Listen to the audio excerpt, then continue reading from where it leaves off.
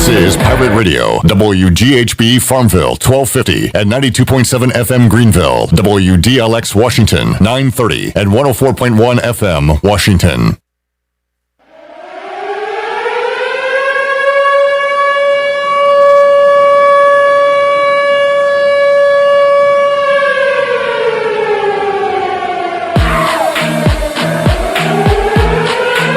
The following is an exclusive presentation of Pirate Radio, the voice of the Pirate Nation.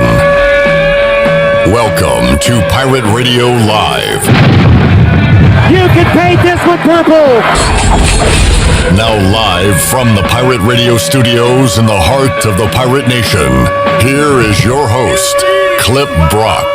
Hello, everyone, and welcome into Pirate Radio Live on a Wednesday. Clip Rock here with you. Shirley Rhodes producing, Glenn Griffin video production on today's program as we come to you live on Pirate Radio 92.7 FM in Greenville, 104.1 in Washington, online, pr927fm.com, and you can watch us on Facebook Live and YouTube Live as well.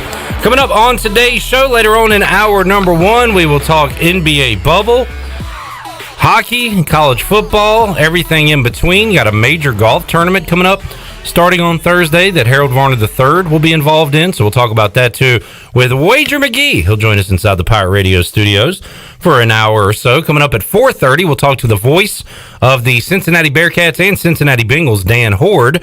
He'll join us on the Fixed NC Live line. Got some breaking AAC news to talk about. Also coming up on today's show at 5 o'clock, former ECU tight end Bryce Williams will join us inside the Pirate Radio studios, and the voice, Jeff Charles, will join us on the Fixed NC Live line.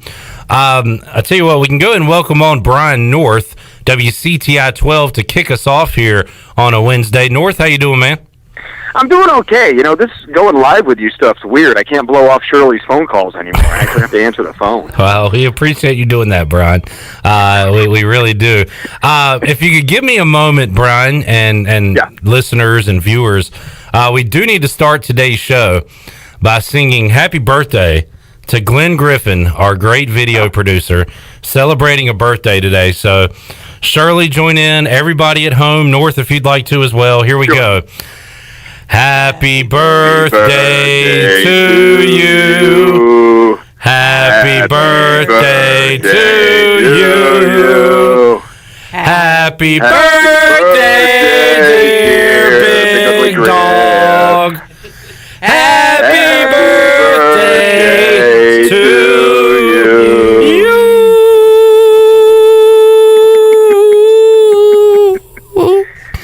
All right, happy birthday, Glenn. Got that out of the way. Just had a Zoom with Ariel Epstein, Brian North. She told me to wish Glenn a happy birthday and also tell you hello, as she's like the gambling queen all of a sudden, Brian. Did you know that while she was at WCTI 12? Well, she knew nothing about gambling, but, you know, it's funny how when you get a job, it makes you learn really quickly. And the one thing I will say about Ariel Epstein is when she gets into a job, she tries to learn it as best she can. She will not tell me if she's actually an addict yet.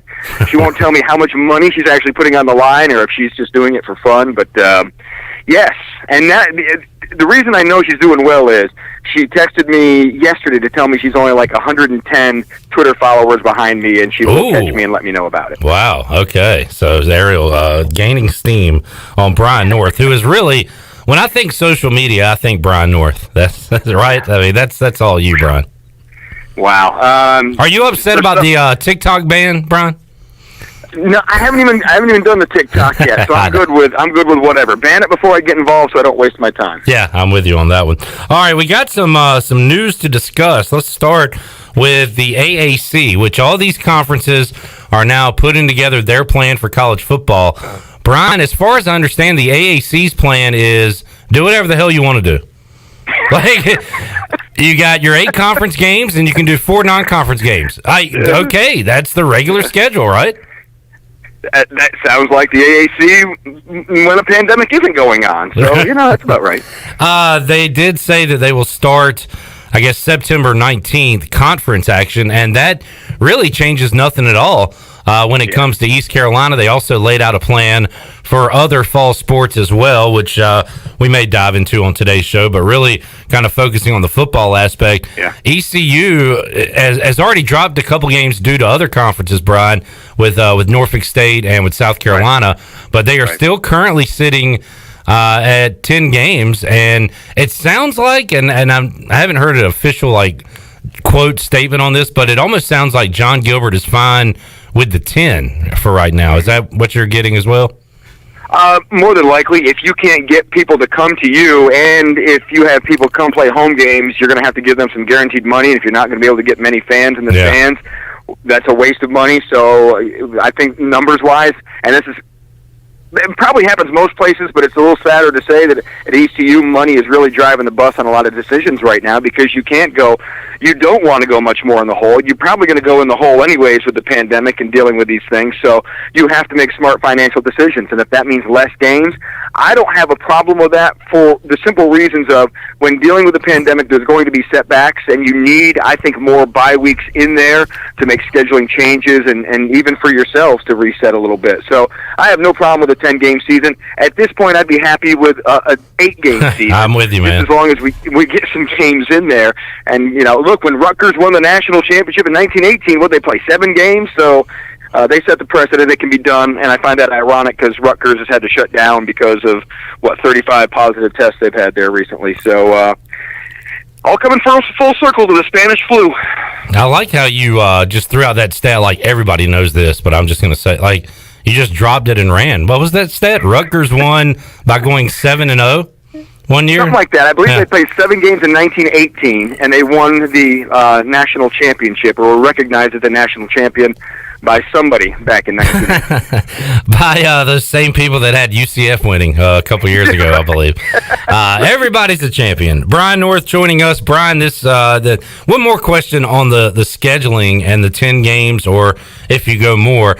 I 100% agree with you. It all comes down to finances when it comes to ECU. Financially speaking, would it be beneficial if a North Carolina or an in-state ACC school wanted to add them for their 11th game? I don't know what the check would look like if it would be different than it would be in a normal year, but for a financial reason or for a competitive reason, do you think that would be attractive for East Carolina? If you're talking they have to travel to the Triangle? Right, yeah. Yeah. Oh no, I think definitely. I think the problem with the ACC is they only have one spot available for most of them. So, but no, if one of those opens up, it's a bus trip. You're going to probably get some of the ACC money to go there. It probably won't be as big a guarantee as it was in the past, but I got to think there's some financial incentive if you're going to go, especially during the pandemic and the higher risk. I think you certainly have to have financial incentive. I mean, the first thing you think of when ECU has some openings, you're like, well, invite ODU down or JMU or some of the Coastal Carolina, some of those teams, but you're going to have to pay them to do it, right? Yeah. You're going to pay them to deal with the risk, and so that becomes the issue when you're not packing fans into the stadium. Yeah, and Bubba on Facebook Live says, let's play an FCS team after Marshall if we can to work out some more things before UCF on the 24th. That makes sense from a football and a competitive standpoint, but financially does it. I mean, I would love to get all the work and all the games you could in before that, but if you can't have fans and it's losing money rather than generating money, I know Mike Houston would love to do that, but I just don't think that's what John Gilbert and ECU will decide to do. There's not going to be any TV money in doing that, really, unless you have contracts already set up, and then you're just fulfilling some things. You're not getting extra money. Well, we've already spent all that upfront TV money, right? That's probably already spent, I would imagine. More than likely, right? Yeah. And so the only thing you're going to be generating is ticket sales, and none of us know at this point what it's going to look like. We know John Gilbert said he wants fans, but even if you want them, you're probably not going to have capacity crowds. Even if you wanted capacity crowds, I don't think that's going to happen. And so how many people do you get in? How many tickets do you sell? So there's all that stuff that factors in at this point. But I know Gilbert already said it's about survival this year. It's not about making money. It's about survival. All right. Talking to Brian North on the Fixed NC Live line. Brian, another question on top of the previous 3 questions. What What about Roy Cooper and his decision on how many people can be at an event in the state of North Carolina? I don't know. I don't believe the announcement is official yet, but there have already been reports, WRAL and others, that sources say North Carolina will remain in Phase 2 and not move forward to Phase 3.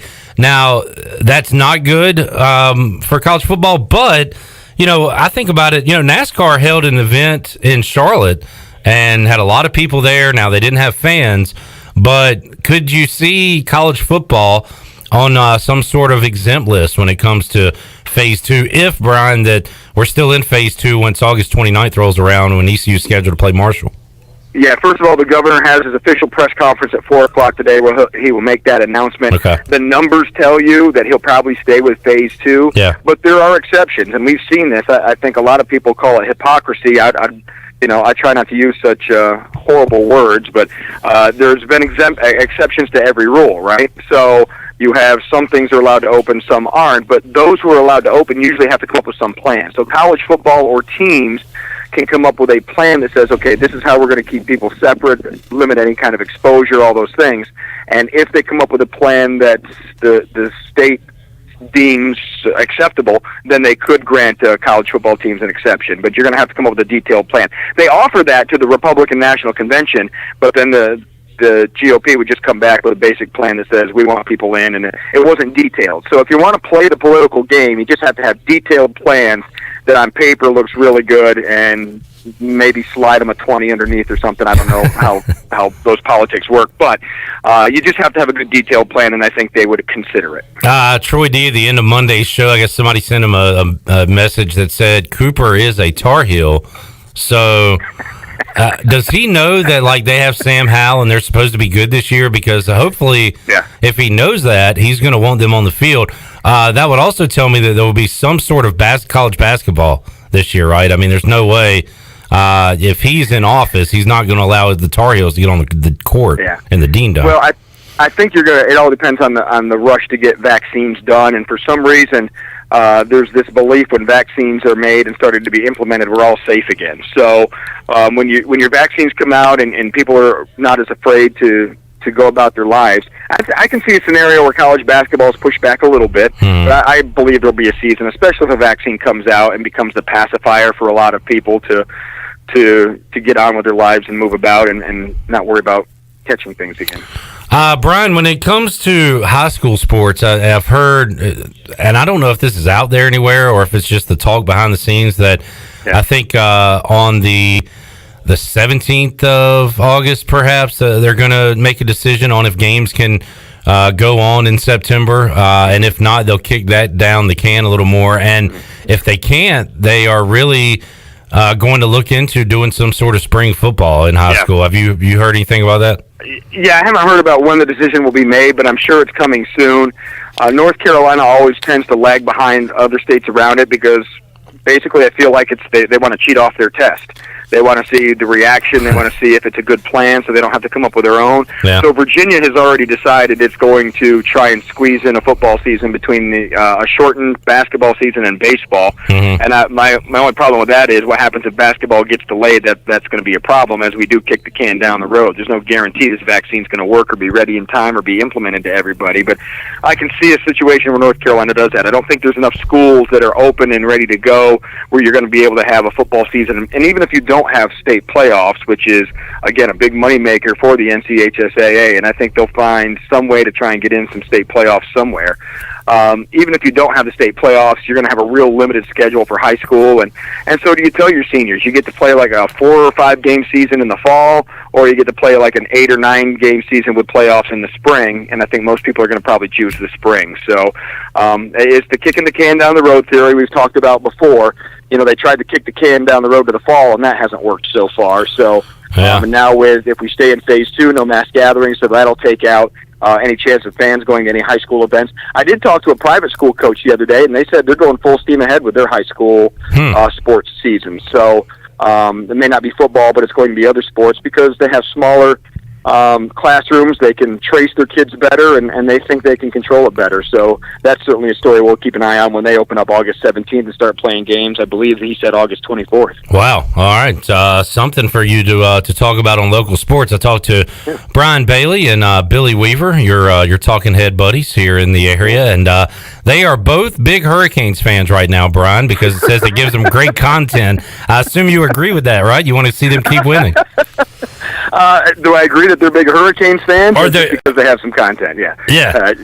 You're right. Yeah, sure. No, it's good, and it's a nice little story. And look, the bubble seems to be working for the NBA and the NHL right now. Yeah. And it's, again, everything's run by TV these days. So if the television contracts are fulfilled and more people are watching these games than ever before, and the numbers are up, and the problem is finding advertisers at this point.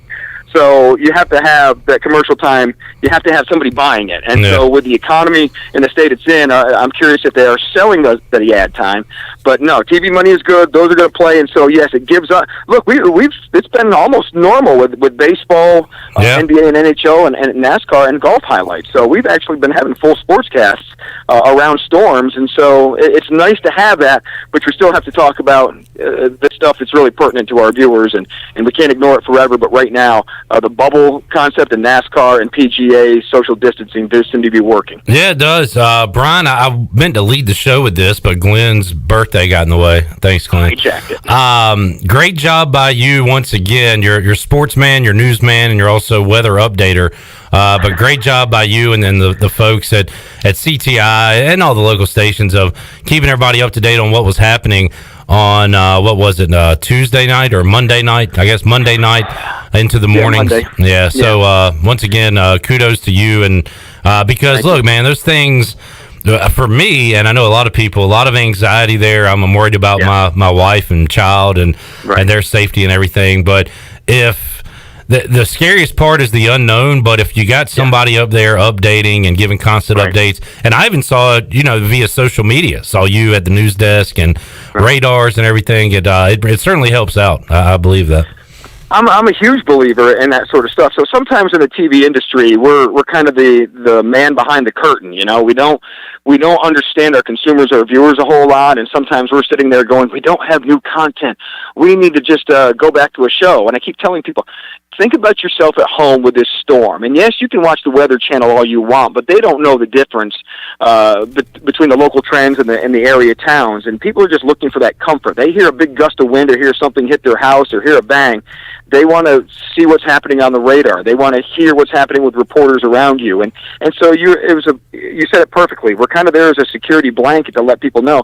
And we're also there to warn people. We had tornado warnings going on from basically 11:30 until about 2, and we saw the worst result in Bertie County with 2 people getting killed, which was just horrible. But we were also able to warn a bunch of other people, and they were able to seek shelter and get in their bathtubs. And we heard from a woman yesterday who saw the report and was able to grab her daughter and jump in the bathtub and could feel the wind trying to suck her out of her trailer, but she was able to stay secure in there and survive the storm. And so that's why you're on. That's why you do those things when you hear stories like that. So we do the best we can. We can't get it right all the time, but we certainly try. And what we do know in times like that, people have many options where they can turn their TVs to, but if they do want to watch you want to give them the best information you can to make them feel comfortable, make them feel safe, and to get through it. Absolutely, and great job once again by you guys and all the other local TV stations out there on Monday night into Tuesday morning. Brian, a little more sports before we let you go. Big weekend on tap. You mentioned that everything's kind of rolling right now, feels somewhat normal during your sportscast, but let's throw in a golf major. Let's throw in a doubleheader of NASCAR races Saturday and Sunday. So, a good sports weekend on tap. I thought NASCAR has been doing a great job with it, and I like the doubleheader weekends. Now, they've got a little more competition this time around with it, with other sporting events, but I thought they did a great job in their first doubleheader of creating some interest and capitalizing on being one of the few sports out there. Now can they hold on to people? Because you're right. I think a lot more people will be watching the PGA Championship. You got basketball starting to roll, and the NBA is still hot, and and all the storylines are playing out right now for the NBA, which they like, and the NHL. There's nothing like playoff hockey, so we're starting to get that niche back. So, and I really think it's good because it helps keep people home, right? You're not itching to get out of the house as much if you have something to occupy you, and staying home right now still isn't a bad thing as we still try to figure out and get a hold of this pandemic and this disease and try and slow the spread. I can't find it, of course, right now, Brian, but I saw the numbers earlier this week or over the weekend. The first, I guess, TV broadcast of a returning sport, and they included the NFL draft, which isn't fair because that got all kinds of viewers and killed everybody. But NASCAR's first race back was number 2 on that list, and then you had like your Yankees Nationals, and that was near the bottom. The Phil and Tiger, I think, was right behind NASCAR at 3rd. Yeah, and then behind that was the first PGA tournament, and then you had your baseball, your Lakers, Clippers, things like that. But that was a huge number from NASCAR. Again, now that there's competition, and we know what happens in September and October in normal months when the NFL comes back, it really kind of falls by the wayside. But we'll see what those numbers look like with all these other sports here. Yeah, and well, if we're still where we're kind of at right now, and I can't see with the human behavior I see out and about, I don't see those numbers really changing a whole lot, and so then it's up to the governors and the local governments to figure out what they want to do. But if our numbers are still the same and the NFL can find a way to pull it off, those NFL numbers will be huge. North, enjoyed it as always, man. Have a great rest of your week, and we'll talk to you again soon, man. All right, Clippy, what'd you get Glenn for his birthday besides a song? The same thing you did. I'm not making fun of Griff on social media today. That's his birthday present. Oh, Happy that's birthday, nice. Griff. That's nice. We got a big gift coming up in the 5 o'clock hour. All right, somebody help me out with that. Bring a gift by the Pirate Radio Studios. You have an hour and a half. Thank you, Brian. Later, man. All right, see you, Clippy. All right, Brian North joining us on the Fixed NC Live line. When we return, we will talk about all those sports from a gambling perspective. I've got the notes all here. Wager McGhee will join me inside the Pirate Radio Studios. Talk some NBA bubble. Got some NFL. Keep you updated on college football and who's playing who. And all of other Wagers weird stuff he likes to bring up. We're already out of time with Wager McGhee, unfortunately. But he'll join us when we return after this.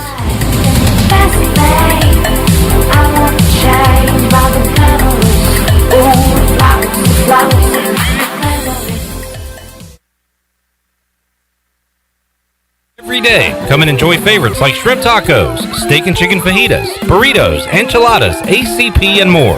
Chico's is still offering to-go and curbside service as well by calling 757-1666. Don't forget to stock up on Chico's famous margarita mix for only $9.99 per half gallon. Follow Chico's on Facebook and Instagram for daily updates. For Mexican food and fun, it's got to be Chico's for dine-in or to-go. Your CBD store is the largest CBD retailer in the country and has now sailed into Greenville for the Pirate Nation. Your CBD store has the highest quality, all-natural products with no chemicals. Stop in today and receive 15% off your first purchase with the code PIRATE. Your CBD store is located on Arlington Boulevard next to Duck Donuts. Your CBD store Greenville, where good health hits home. Remember, use the code PIRATE for 15% off your first purchase. Go Pirates! There's nothing like Pirate Game Days. He's got the ball. He starts right. He goes left, and there he goes. 10-5. Touchdown, Pirates. Hope Nailers takes it in from 21 yards out. The sight of a tailgate. The roar of the crowd. Support the Pirate Club and buy your season tickets today by visiting ECUPirates.com. We're in this together. All hands on deck. One Pirate Nation. Feeling the heat? Then get out of the kitchen. Jersey Mike's has you covered all summer with fresh cold sliced subs. Perfect for parks, picnics, and patios. Order through our app for no contact pickup or delivery. Jersey Mike's. Be a sub above. This summer, may your days be long, your cannonballs large, and your subs giant. Order Jersey Mike's for your next backyard adventure. Just use our app for no contact pickup or delivery. Jersey Mike's. Be a sub above. This is Dr. Phil Perdue with Orthopedics East and Sports Medicine Center. My colleagues and I recognize how difficult this time is for everyone in our community. We continue to see patients during the week while taking precautions to keep everyone safe. Our extended care clinic is now open on Saturdays and Sundays from 10 a.m. to 2 p.m. so you can avoid the emergency department for your urgent orthopedic care. For more information, please contact us at 757-2663 or visit our website at orthoeast.com. If you're like many, you may have put on the Corona 5, 10, or even 15 over the last 2 months. Well, the weather is warm and it's time to get that body back on track. At Clean Eats, we have you covered. Our weekly meal plan will quickly help you get back to where you want to be. Order online at cleaneats.com. Our cafe is back open, sanitized, and waiting to serve you healthy lunch and dinner options for dine-in, takeout, curbside, or even delivered through our delivery partners. Clean Eats, it's a lifestyle. 805 Red Banks Road, Arlington Village. The icy treat that can't be beat is Sparky Snowballs of Greenville. Right now, for a special time, Sparky Snowballs is open every day from noon to 8 in the Food Truck Rodeo on the corner of Evans Street and Fire Tower Road. Stop by for a delicious icy treat. Plus, did you know Sparky's also has funnel cakes and fried Oreos too? Support your local Food Truck Rodeo every day from noon to 8 on the corner of Evans Street and Fire Tower Road. Sparky Snowballs, serving delicious icy treats to smiling faces for over 20 years. Visit Sparky's on Facebook or SparkySnowballs.com. Great food, great atmosphere, and great service is Ottavola Market Cafe. Ottavola is simply a restaurant that focuses on that, being a great restaurant. There's something for everyone at Ottavola. The menu offers a variety of great choices like pastas, pizzas, sandwiches, soups, salads, and seasonal rotating selections. Lunch or dinner, Ottavola is always the right call. Call ahead and get Ottavola to go, or stop by the bar for a drink with friends. It's simple. Come and eat at Ottavola Market Cafe, Red Banks Road next to Food Lion, and OttavolaMarket.com. Ottavola, pirates supporting pirates. Hi, this is Brian Meador from East Carolina listening to Pirate Radio, the voice of the pirate nation.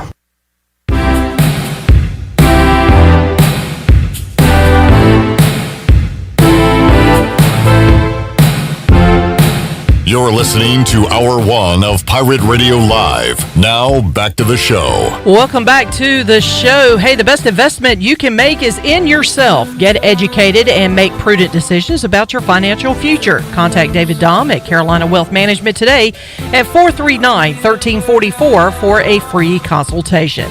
Now let's head back into Pirate Radio Live. Here's your host, Clip Brock. All right, back with you on Pirate Radio Live. Clip Brock here inside the Pirate Radio studios on a Glenn Griffin birthday Wednesday. Joining us inside the Pirate Radio studios for the second straight week is Wager McGhee. Hello, Wager. Hey, Clip. Happy birthday to someone special in your life as well. Wanted to shout that out. Mrs. Wager. Yes, Mrs. Big day. Is she incognito around town somewhere? Yeah, I don't think you would recognize Mrs. Wager. Sorry, see? I definitely wouldn't. Yeah.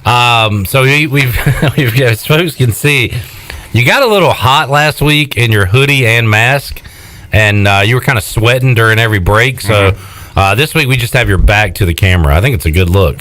I like this. I've got a back for radio. Yeah. You know how that saying goes? Yeah, you have a nice back, I will say. We got a lot to get to, so let's not waste any time.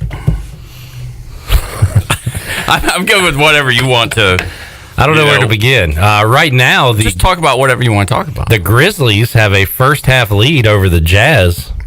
Glenn, I know some people didn't really agree with taking Grizzlies +3 first half, but I don't know why anybody would question my NBA knowledge. They have an 11-point lead right now, so that's a good thing. I didn't either. What? You want to talk about the greatest ski mask cashing of an over ever that just happened already today in Europa? Did you see that? Absolutely, I'd love to. Over 2.5, second leg, Shakhtar and Wolfsburg. Shakhtar, that sounds cool. Yeah, Ukrainian. Shakhtar Donetsk. Wolfsburg is Bundesliga. Germany. Yeah, Bundesliga. All right. 0-0 in the 89th minute. 3-0 Shakhtar. Oh, wow. I was on the right side of that. Rest in peace to the people who had the under on that ticket. That's a. So you're feeling good right now. Good for you. Yeah, but I'm just waiting for when it's going to come back to me. You don't win like that and then not have a bad back door at some point. I think our listeners are probably most interested in ECU football and college football. Okay. So you want to start there? Yeah, let's talk in Big Ten schedules or Any of the news of today? I like your first note here. UConn has canceled the FBS season. Question is, and I'll give Redbeard credit, although it's not. I always bring this up as well, but I saw Redbeard had it first. What kind of incentive bonuses does Randy Edsel have in a canceled season?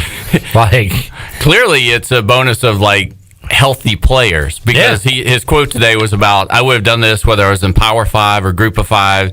It's all about the health of the player. So he said that? He did, yeah. It was a quote on Twitter. God. So maybe if 100% of his players get through the season healthy, he gets a health bonus. You have some. Okay, this is interesting though. What does Army do? How does BYU schedule games? Because all these conferences are starting to come out. I guess they're all going to play AAC schools, because Mike Oresco said, here's what we're doing: 8 conference, 4 non-conference. Well, your schedule is your schedule. Sunbelt and Conference USA have done the same. So BYU is just going to play all those schools? I think BYU is going to have to do what Notre Dame did. Mountain West is going to have to let them back in the conference. For 1 year only? For 1 year only. And they'll do it because of what has Mountain West decided to do? They haven't. I guess officially American hasn't announced. Conference USA and Sunbelt have both said, we're playing 12 games. Schedule them.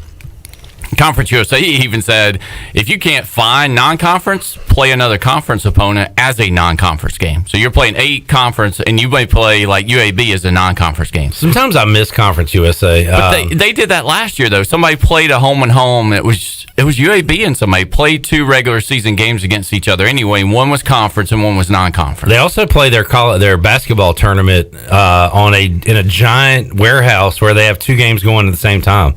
Hey, awesome. They were bubble before bubble was They cool. had the original bubble. Conference USA, man. I'm telling you, we should go back. The Birmingham bubble.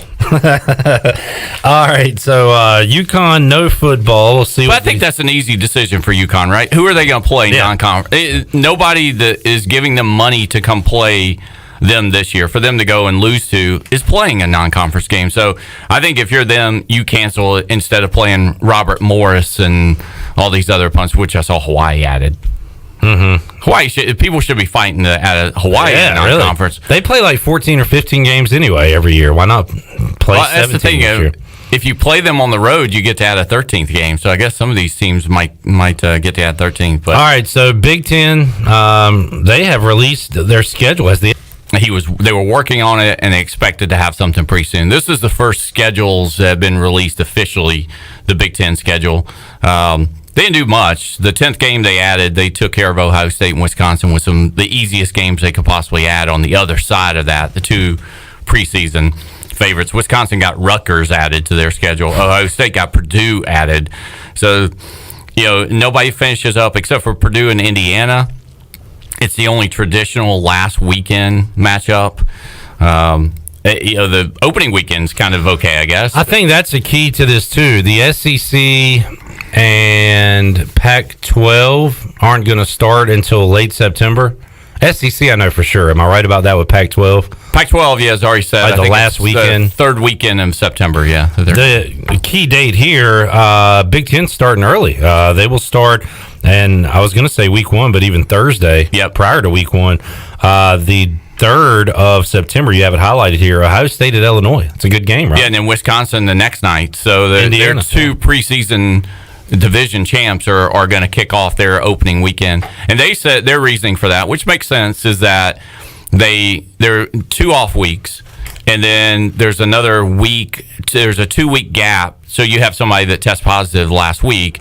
There's a 2-week gap then between that and the championship game. So you in theory could quarantine before that game. The coin toss thing is, though, did you see that? Okay. Yeah. I mean, is that real? Well, Brett McMurphy tweeted it out. I guess it's real. It's real. So how do you determine who gets the ball in the second half? Is that what it was? No, it was a coin. I guess because multiple people have to touch a coin, right? Yeah. But I guess, I mean, everybody's touching the same football.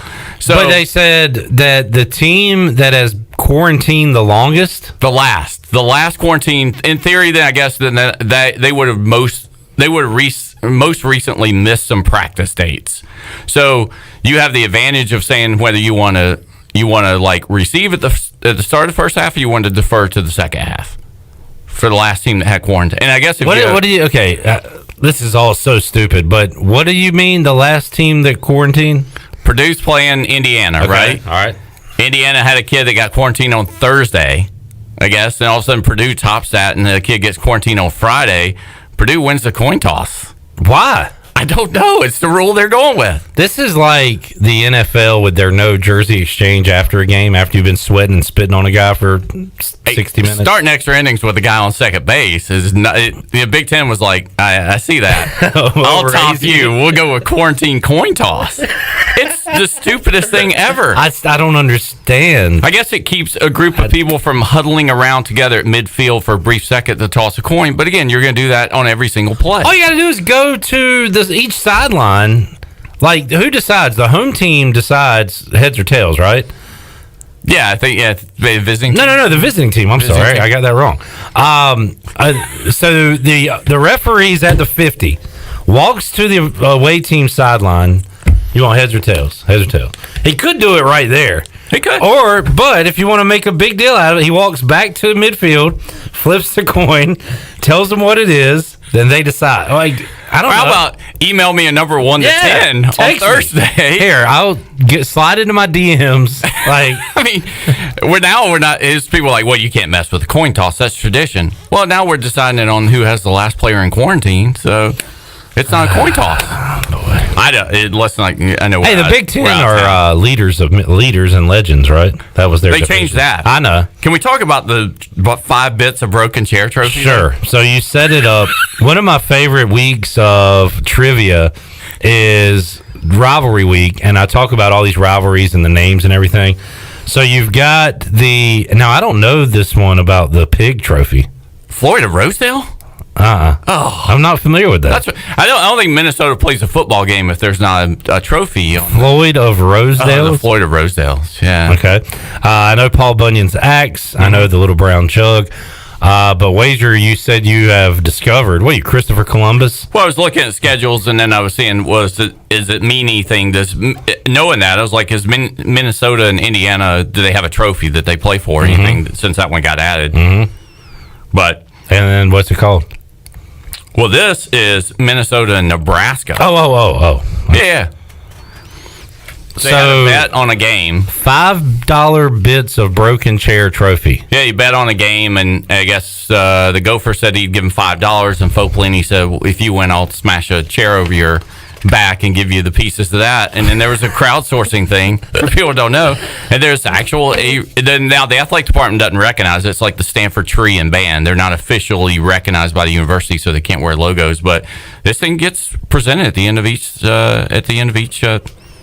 game between these two now. Well, ECU, I want to say it was the year that Russell Wilson got picked off by Damon Magazoo in overtime, and ECU beat NC State. And they were holding this big, giant brown jug.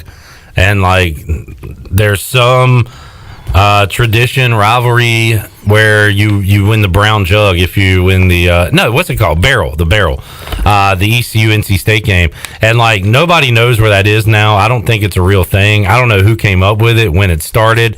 But it was the most random thing ever, the brown barrel. And ECU does not currently own it because they've lost to State 2 times in a row. But before that, we're whooping up on the Wolfpack. Anyway, who cares? All right, what you want to just go through the conferences here? So what's your Big 12 news? What do they got? They did 10 games, right? They're 9 conference and 1 non-conference. So they said this week they announced that. Sunbelt said they were playing all 12. I think Conference USA said 12, and then the Big Ten with their schedule today. Okay. So really Mountain West, the American, and the MAC are the only 3 that we haven't had firm, I guess, announcements from. Not firm, but it appears the AAC is going with just play what you got. 8 conference and as many non as you want. That's why would you not? I mean, at this point, if everybody else is going conference, you're going to have so many weeks where it's not football. Doesn't then we bet on sports, so doesn't Mountain West, MAC, and AAC, who have always been playing whenever they want to, they become the Korean baseball organization of like college football this year, right? Yeah, it's like you want us to play Tuesday at 12 o'clock? There's nobody in the stands. Sure, we'll play at 8 a.m. on a Wednesday if it means being on TV. No. Can we at least go PM? No, wait. I mean, why would you not want March Madness all day long betting on students? Okay, fine. Noon. 8 a.m.'s a little much for me. No, I bet somebody will agree to playing. Quadruple, what's 5? Bowling Green will be at 8 a.m. Quadruple header on a Wednesday on ESPN. I can't wait for that schedule because I think we're going to end up getting that. Why would you not, if you're ESPN, put together 24 hours of football? Like they used to do with basketball. With basketball, yeah. You're right. And use these conferences, give more of the TV share of money. So it's made for TV, no fans anyway. How much did I say the Grizzlies were up by a moment ago? Don't turn around and look, Wager, but they're now down by 4 with a minute left in the first half. Oh, and I got +3. It's live. That 3 is live. How did that happen? I just saw Joe Ingles drill a 3. That's not good. All right. Anything else college football? Do you have like winners or anything, or is that just kind of schedule update stuff? Right now, we only have 12 official schedules right now. So I did do the sheets. That's for those. crazy. Yeah. Yeah. What are you doing with your big giant notebook? Well, it's fresh. That's it. You gonna burn it? Like have a ceremonial burning of it since none of it counts? You can. No, here. I was excited about you got the Phil Steele. Oh, pull out the Bible, yeah. There we go, for the fans at home. Oh, wow, nice. Fresh Big 12 sheets. Oh, so you're updating everything now. Well, I have to. Nobody's schedule's going to be the same. By the way, these pretty much I think every team kind of swapped a road and a home, it seemed like, in the Big Ten. Back to that just a little bit. But the schedules pretty much stayed who they were originally scheduled to play. Home and road stayed about the same, so maybe a little bit of travel stuff got adjusted there. Shirley, let's get a timeout in. We'll come back. We'll talk some NBA bubble, maybe a little. I don't know. You got any NHL? You got any golf? You got any? Yeah, I got PGA and I got NASCAR, 2 races. Sweet. All right, we got plenty to talk about with Wager McGhee here on Pirate Radio Live. We'll be back with more after this.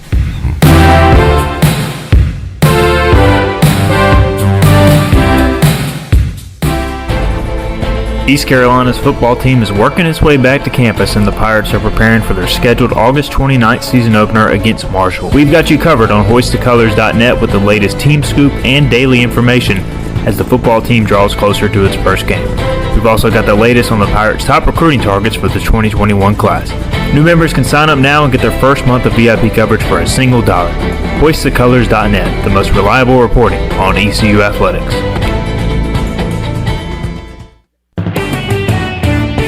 Pirate Radio weather. I think you know the routine. Scattered showers and thunderstorms in the afternoons and evenings. Still pretty hot, too, in the afternoon. Temperatures are going to be close to normal. We're talking upper 80s to low 90s. A bit of a heat index making it feel more like mid to upper 90s in some places. But the thunderstorms, when they pop up, of course, help to cool things down a bit. We'll see our overnight lows dropping into the upper 60s. We'll see this pattern all the way into the weekend and potentially beyond. I'm Elizabeth Gardner in the Weather Center. CPW's is currently open 7 days a week with the bar opening daily at 3 p.m. for cocktails and appetizers and for dinner starting at 4 p.m. Every Monday and Tuesday at CPW's, receive a free appetizer of your choice when you purchase 2 dinner entrees. The dining room is also available during lunch hours and weekends for private dining, meetings, and events. CPW's also offers drop-off caterings for luncheons, employee appreciation events, weddings, showers, and reunion dinners. CPW's is now offering our streamlined dining room menu of classics and favorites. If there's a legacy menu item that you miss, just ask and we'll do our best to prepare it for you. And for carryout, try easy online ordering at cpws.biz and save 10% off your order just for trying it out. Come see what we're all about. CPW's, corner of Stantonsburg Road and Arlington Boulevard in the Stanton Square Shopping Center, Greenville. In studio with Mike Mullis from Fixed NC. And Mike, you guys have a disinfecting service for homes and businesses. Yes, we have a 2-step process that includes disinfecting and also provides 30 days of protection to all surfaces treated. We're doing this for 10 cents a square foot in businesses and $10 a room in your home. Mike, how can folks get in touch with you? Call me directly at my cell, 252-999-0001. Again, 3 9s, 3 zeros, and a 1. Or fixednc.com. Over 32 years ago, the Ronald McDonald House of Eastern North Carolina opened its doors as a place to help families stay together and close to the care they need when they have a sick child. With the addition of a second Ronald McDonald House inside the Maynard Children's Hospital, our need to serve is greater than ever as the medical community flourishes. Help us expand our mission of keeping families close as we grow to meet that need. You can show your support by making a donation to the Ronald McDonald House. Visit our website today at rmhenc.org for more information. Thank you for your support.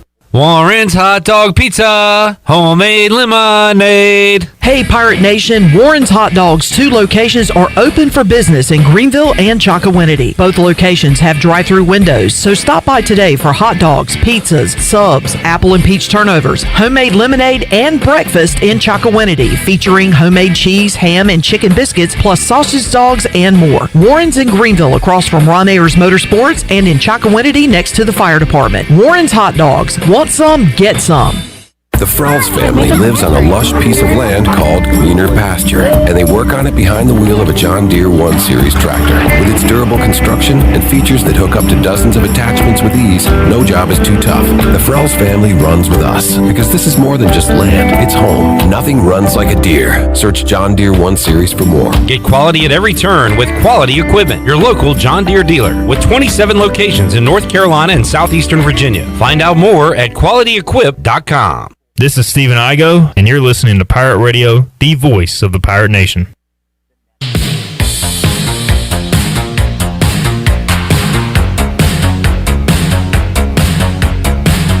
You're listening to Hour 1 of Pirate Radio Live. Now, back to the show. Welcome back to the show. Live well, move more, and hurt less with Kinetic Physical Therapy. If you're recovering from an injury, getting back into sports, dealing with everyday pain or fatigue, then Kinetic Physical Therapy can help you get back on track and live well. Kinetic has nationally certified therapists for physical, occupational, speech, and massage therapy, all in a state-of-the-art facility on Arlington Boulevard in Greenville. Visit kineticptgreenville.com. Now let's head back into Pirate Radio Live. Here's your host, Clip Brock. All right, we're talking a little sports gambling with Wager McGhee, and here's a note for you. Something I never do. I never talk about a game that's going well while it's going on. I literally never do it, although I just did a segment ago as we were coming back on the air. I said I had the Grizzlies +3 first half against the Jazz. The Grizzlies were up by 11. And I felt like with about 3 minutes left to go in the half, 3:30, whatever it was, I could talk about that and, beat my chest a little bit and give a bit of a jab to Glenn Griffin, who was questioning my pick.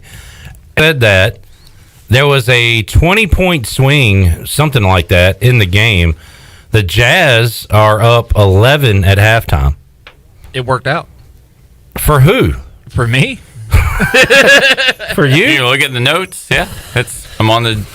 I just didn't on the buy Jazz -4.5. I just didn't buy into the Ewing theory with the Grizz. Well, it worked for. Are they playing 12 minutes now again? Yeah, they're playing regular. I didn't know if they're back to 8. Yeah, no, for regular. It worked for 21 out of 24 minutes. I was looking pretty good. That was the initial burst of energy after it was a short turnaround. They lost the guy last night for the season. Once again, though, Glenn, I'd already put it in before you said you didn't like it. This thing you do where you critique plays after the game started. Oh, so you had already put it in, but the game was not live yet. I know, that's true. I'm just trying to and I gave you feel like a complete a-hole right now. And I didn't tell you about this one, but I did tell you about another game tonight. Yes, you did. We'll see what Wager has to say about it. We'll bring you in on this NBA discussion. I think the Grizz, since they've entered the bubble, and even counting the Wiz, who don't care about it, the Grizz are the worst offense so far in all the bubble games. Okay, that's easy to remember. Grizz, Wiz, don't touch them. Yeah, Wiz. I don't even know why they asked them to show up. But I guess they needed something to even out the schedule there. Yeah, that was stupid. Bring the Hornets in, which I saw their head coach, and I agree with this now. Like, the Hawks wanted to play. Is it an advantage for these teams that have no playoff chances that are playing in this bubble? I say yes. I mean, even like the Pelicans, the experience they're getting together for next year, which, by the way, next year is going to start when? Have they announced that yet? I think they're pushing back to December. Are they going to do like Christmas It opening was day? originally like October 22nd. Yeah. I think it's going to get pushed back. Which, so by the they at way, least get a month off. Serie A and the Premier League start soon, right? Like they just ended, and I think they start like in September. We know. I mean, there's never a week off with soccer. Yeah. Did they come back to the bubble? The NBA? Yeah. Probably. Yeah, I think they got to. Yeah. I mean, it seems to be working for them, right? I mean, I don't think it's going to be magically better in the winter. Magically. So they go back to the Magic City. Do they? Hopefully not. Well, I meant the Magic Kingdom, not Magic City, the Lou Williams spot. Yes. So they just do an East and a West bubble. Kind of like the do NHL. two? Maybe you Yeah. do one out Like in Disneyland. LA. Do they have one at Disneyland? It does not have an ESPN World Water Sports. That'd have been perfect. All right, let's get to your NBA notes. So, well, now I need help. I got to get out of this hole. Unfortunately, my daughter's going to be eating Fruit O's instead of Fruit Loops this week. That's not good. It's a tough early life lesson. So the Magic have gone over 15 straight games. Have we not talked about that as much as I love overs and you kind of? No, we haven't. No, we haven't. So they flew over again yesterday. So they play tonight and they play the Raptors, who are off a loss. Correct? Am I like? Maybe not. Raptors off a loss? I don't care. Yeah. But, I mean, they've played... I like the Raptors. We talked about it last week of, like, getting on them to win the championship. So they've scored 107 against the Lakers. Yeah, and they scored... What? They're off a 107-103 win over the Heat, and they scored 107 on the Lakers, too. So they've scored 107 in 2 games against 2 tough opponents, 2 tight games. Maybe they're due for 115, 120. Magic's just run it out like it's a rec league game. So you like the over? I like the over. I like the 6.5 on the Raptors too. So they seem to be taking it seriously. We've got Glenn. You like the Magic tonight? I saw the big man on campus, Jeff Nadeau, who joins us on the program.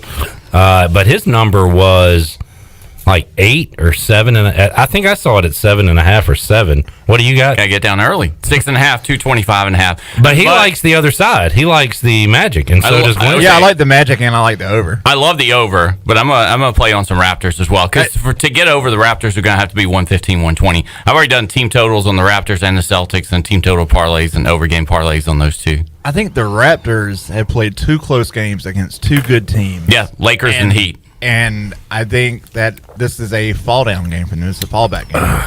Oh, all right. The old fallback game. So they're just gonna fall back to the mean. They're not gonna be. It's his birthday. I love regression. Don't to the mean. fade I'm not messing with. What do you think about that? Don't fade the birthday boy. But what if your Wager's wife, who's also her birthday, what if she's saying Raptors? What do? You got to go with the wife. Yeah, we do. Have we ever talked about monkey picks with Miss Wager?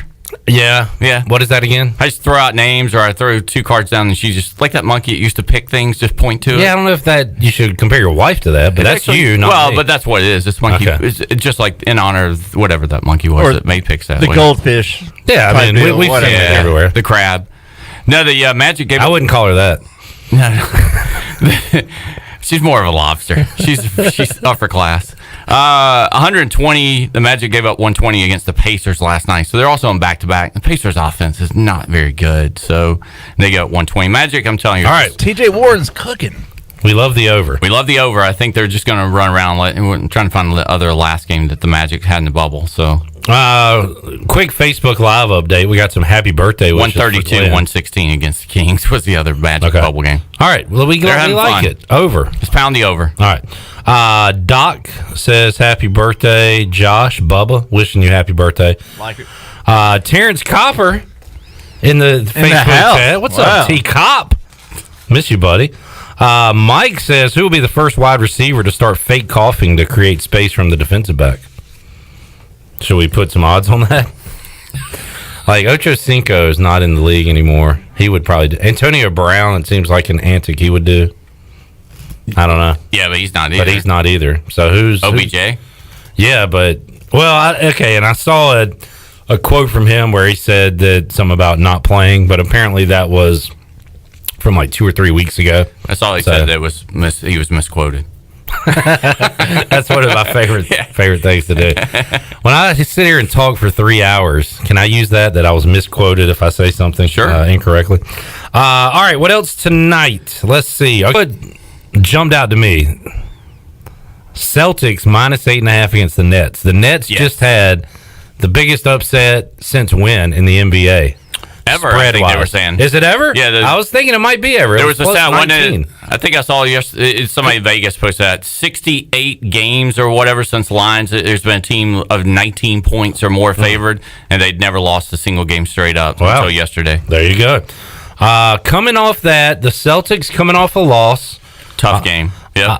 Do the Celtics have enough firepower to go ahead and win this game by 10 to 15 points? And breeze through it. I mean, you got to hope that the Nets shoot the way they did yesterday to help get the game over. But I looked at already in the bubble. The Celtics have already come off a really tough, tight game because that was with the Heat yesterday, right? Mm-hmm. They played the Bucks in a really tough, close game and lost 119-112. And then their next game out, they won 128-124 against Portland. So you're talking about an over here. I mean, they bounced back against a good Portland team who is winning their way into the playoffs as the 8th seed in the West and scored 128 on that team. It's still not the defensive team that the Bucks are, but definitely a much better team than the Nets. That's what I'm saying. I got team total. It was 114 this morning.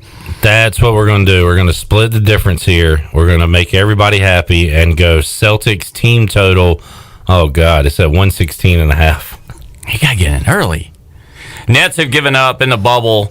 They gave up 116 yesterday. They gave up 110, and then they gave up 128 to the Magic. So the Nets. Birthday Glenn's giving me thumbs down on that.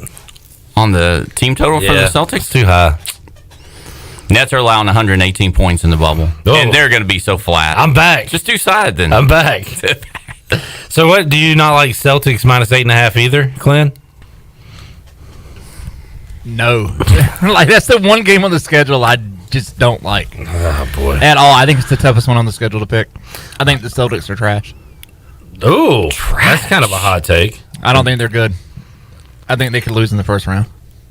What are they? It's probably 76ers, 3C versus 6. Oh, God. I think Embiid could expose them. I don't think they have any talent down there. Speaking of that game, can they blow out the Wizards? Because the Wizards are done, right? Have not cared. They showed up not caring. The Sixers are a weird team. I know. I don't trust them. They could fall flat on their faces. I mean, it took a Shake Milton jumper to win their last game. Shake Milton from SMU? Shake is from Wichita State, I think. I think we're both wrong. I had the +7 on the Spurs, but I had the money line on that game. It's Temple. I think it's either Temple or SMU. Great game. I kind of like the Spurs to bounce back again today. So they really had that game won. Covered the 7 to get the money line, but I think they play strong. I'm taking the points against them and the Nuggets at 4:00 here. Hold on, I might have you to repeat that. It is SMU. I was right. See, now you got me questioning myself. That's what happens when you lose a first half bet in the NBA bubble. Repeat that wager. You got what?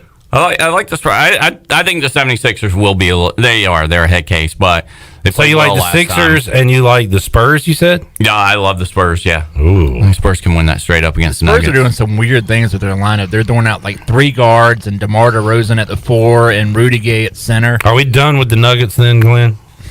And until they've got Jamal Murray and Gary Harris on the court at the same time with Jokic and Bol, it's tough, man. Like the reason they had to play all the bigs is because they had no guards. All right. There hasn't been a lot of defense in the bubble, and that one seems like it would be as well. Because the Spurs just scored 130 against the 76ers, gave up 132. They are playing. I mean, they're playing great offense. The defense they're not paying much attention to. They're probably out of it. I think it's really Portland. I mean, the Grizz are going to be 1 game up here, and the Grizz schedule is brutal compared to Portland's down the stretch. I don't think Spurs can catch up. So I think Spurs are just working on some lineup stuff. Nuggets are as well, getting ready for playoffs. So I don't know what the total is on that. It's got to be 220. Every total now is 220, 225. So should I lock in the Spurs? I like the Spurs. I bet them. Wait, you said you love them a moment ago. Do you? Love them. Love. I'm locking in the Spurs, baby. Let's go. +2. All right. Anything else tonight? Lakers are in action. I don't like that one at all. That I'm like Glenn on that one. It just seems ugly, low scoring. The Thunder's the only offense of all the good teams that hasn't seemed to click. The Lakers don't like to play fast, up tempo. It doesn't seem like. I just don't. Okay. I don't love it, and maybe the value is a little bit too high. Thunder are off a loss, but I don't see much value there. All right, so we're going Spurs. We're going Magic Raptors over. That's a lock of the night. Well, you used that. Should have just played that instead of this other game, but now I can double up on it, right? And Glenn likes the Magic. Wager likes the Raptors in that game.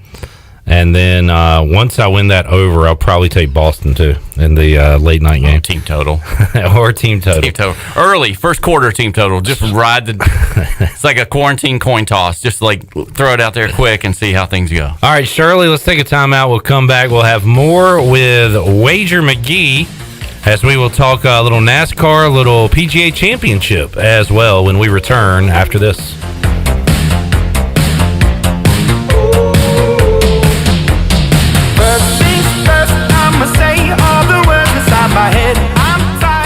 Hey Pirate Nation, this is Jonathan Ellerby, one of the proud owners and operators of Pirate Radio.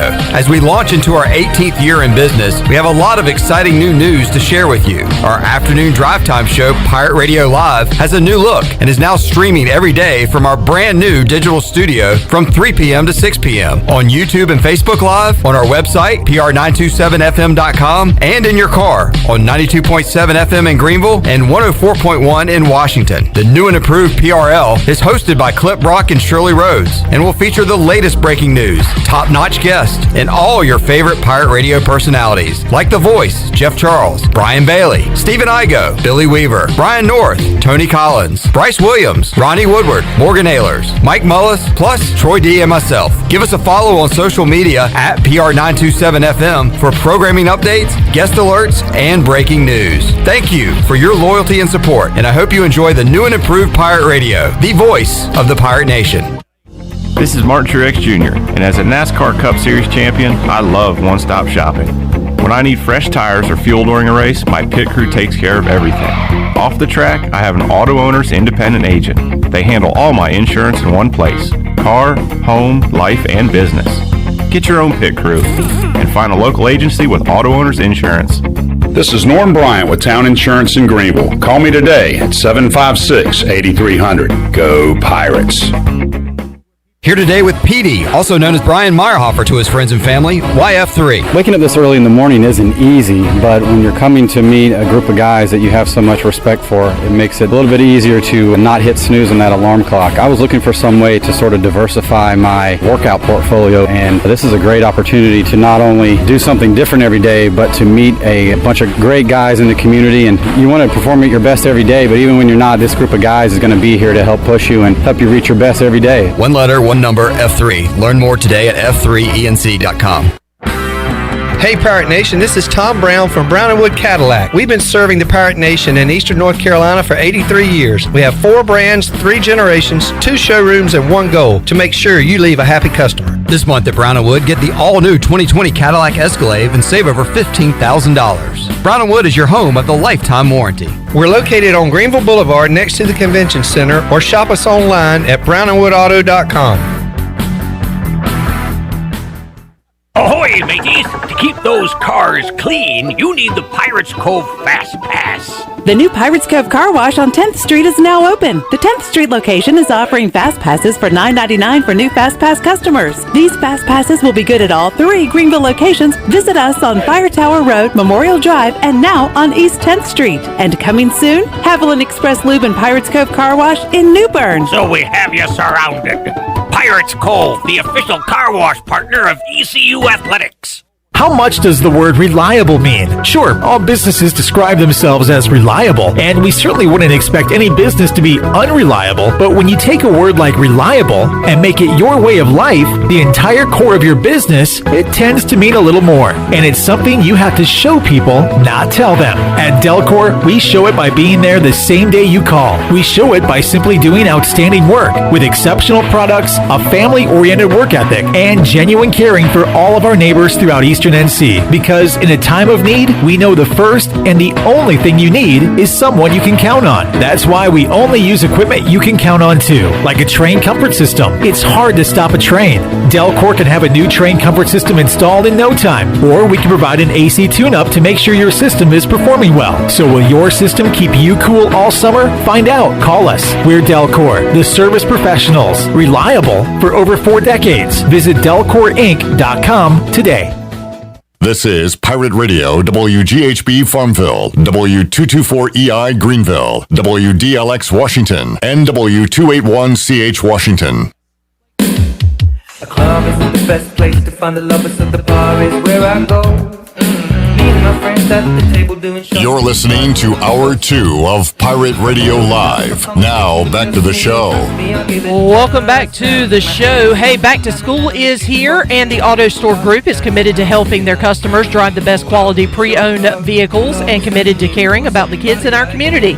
Right now, during the Backpack to School event, every time the Auto Store Group sells a vehicle, they will be making a $50 donation to any local school that the customer chooses. The Auto Store Group, 3 locations, over 150 vehicles online at theautostoregroup.com, and most importantly, proud members of the Eastern North Carolina community for over 38 years. Now let's head back into Pirate Radio Live. Here's your host, Clip Brock. All right. Thank you very much, Shirley Rhodes. Happy birthday to Glenn Griffin. Wager McGhee is hanging out with us for another segment.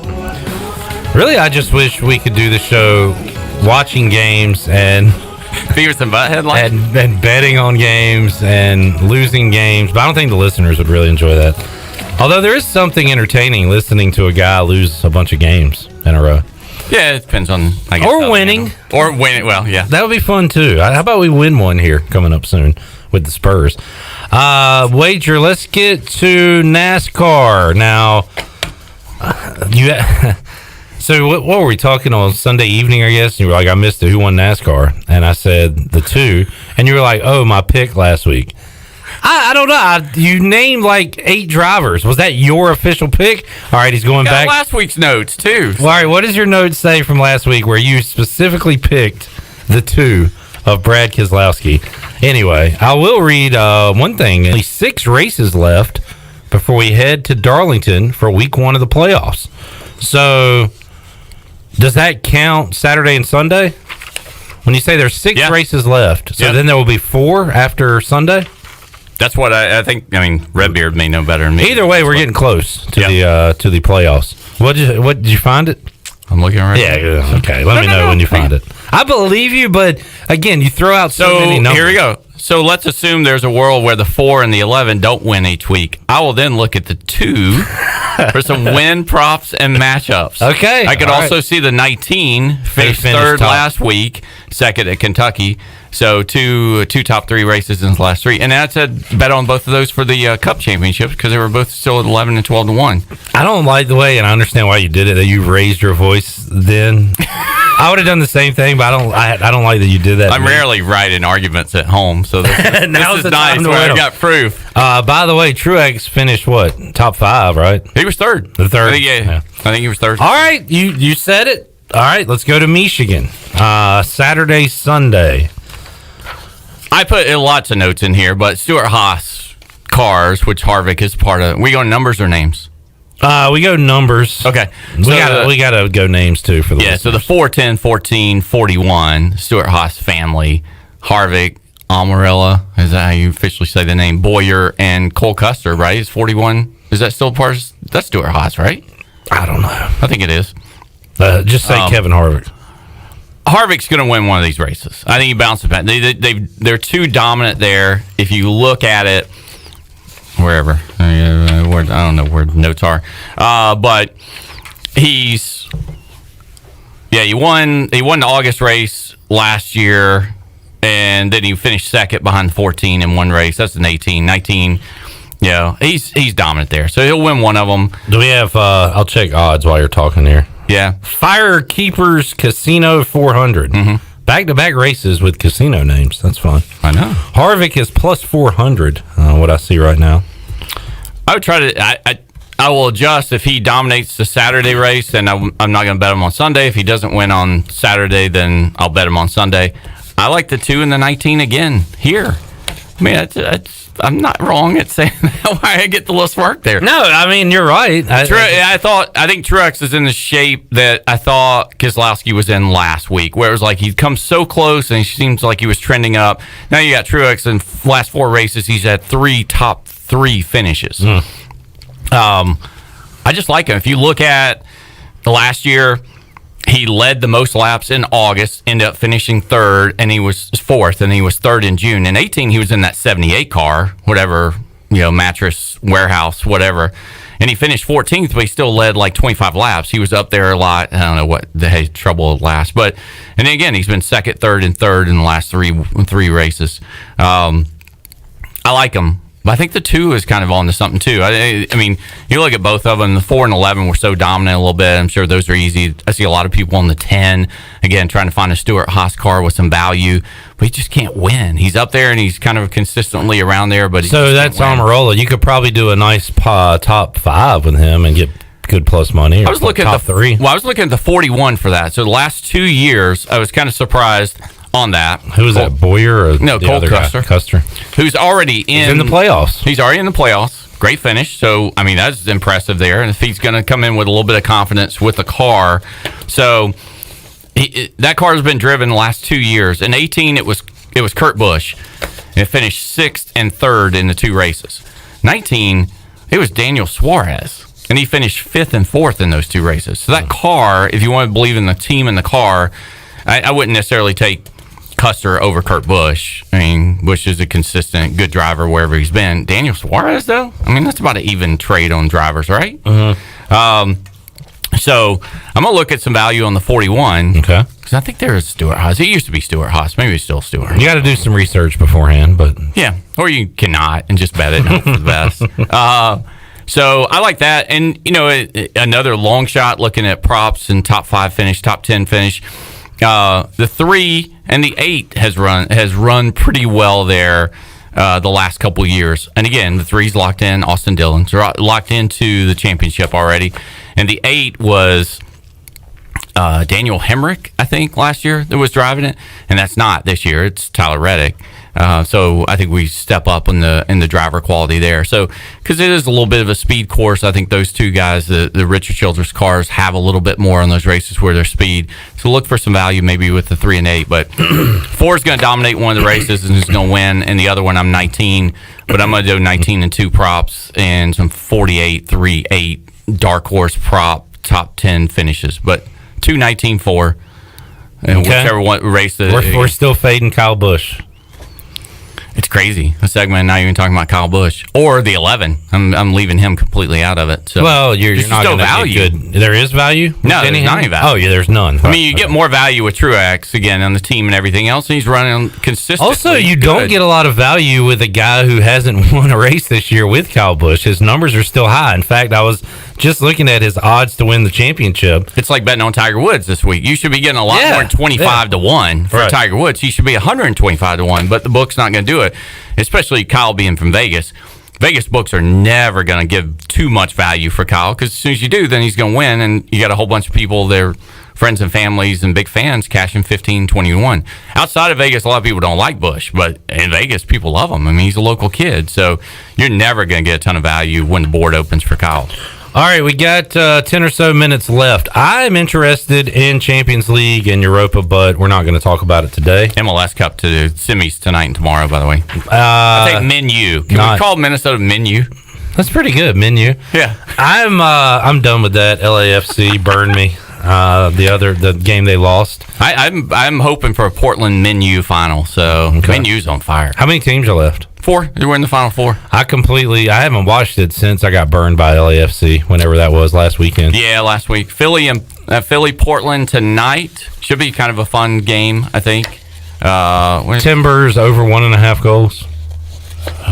Both the games are both back to being 2.5 favorites. I think there's going to be some goals in there, but Minnesota's definitely Menu scoring a bunch of goals these days. You just want to say Menu. It's a fan, yeah. To the PGA Championship we go. Oh, I like this. San Francisco. That means we're going to get some primetime golf. I hope we're getting like 9, 10 p.m. Eastern finishes. All right. So who are your favorites? Well, I think we've set a precedent here of not looking at the favorites. Although I do like Justin Thomas, tough not to, but he's off the win last week too, and he doesn't have a ton of value. He's right around 9-1, 10-1 is the favorite, along with Rahm, Koepka, of course. Would you rather Thomas have not won last week? So would his number have been? No, I think he's still. I mean, I think the way he's playing and driving the ball, and it was his third win. I mean, he's still going to be up there in the numbers. Koepka is as a major champion and consistently so good there, along with BDC, probably would have been the favorites without Thomas, but I don't think there would have been a ton of value.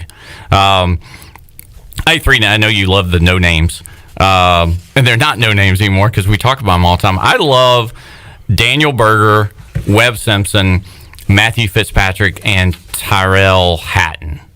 Okay, never heard of him. Or Fitz.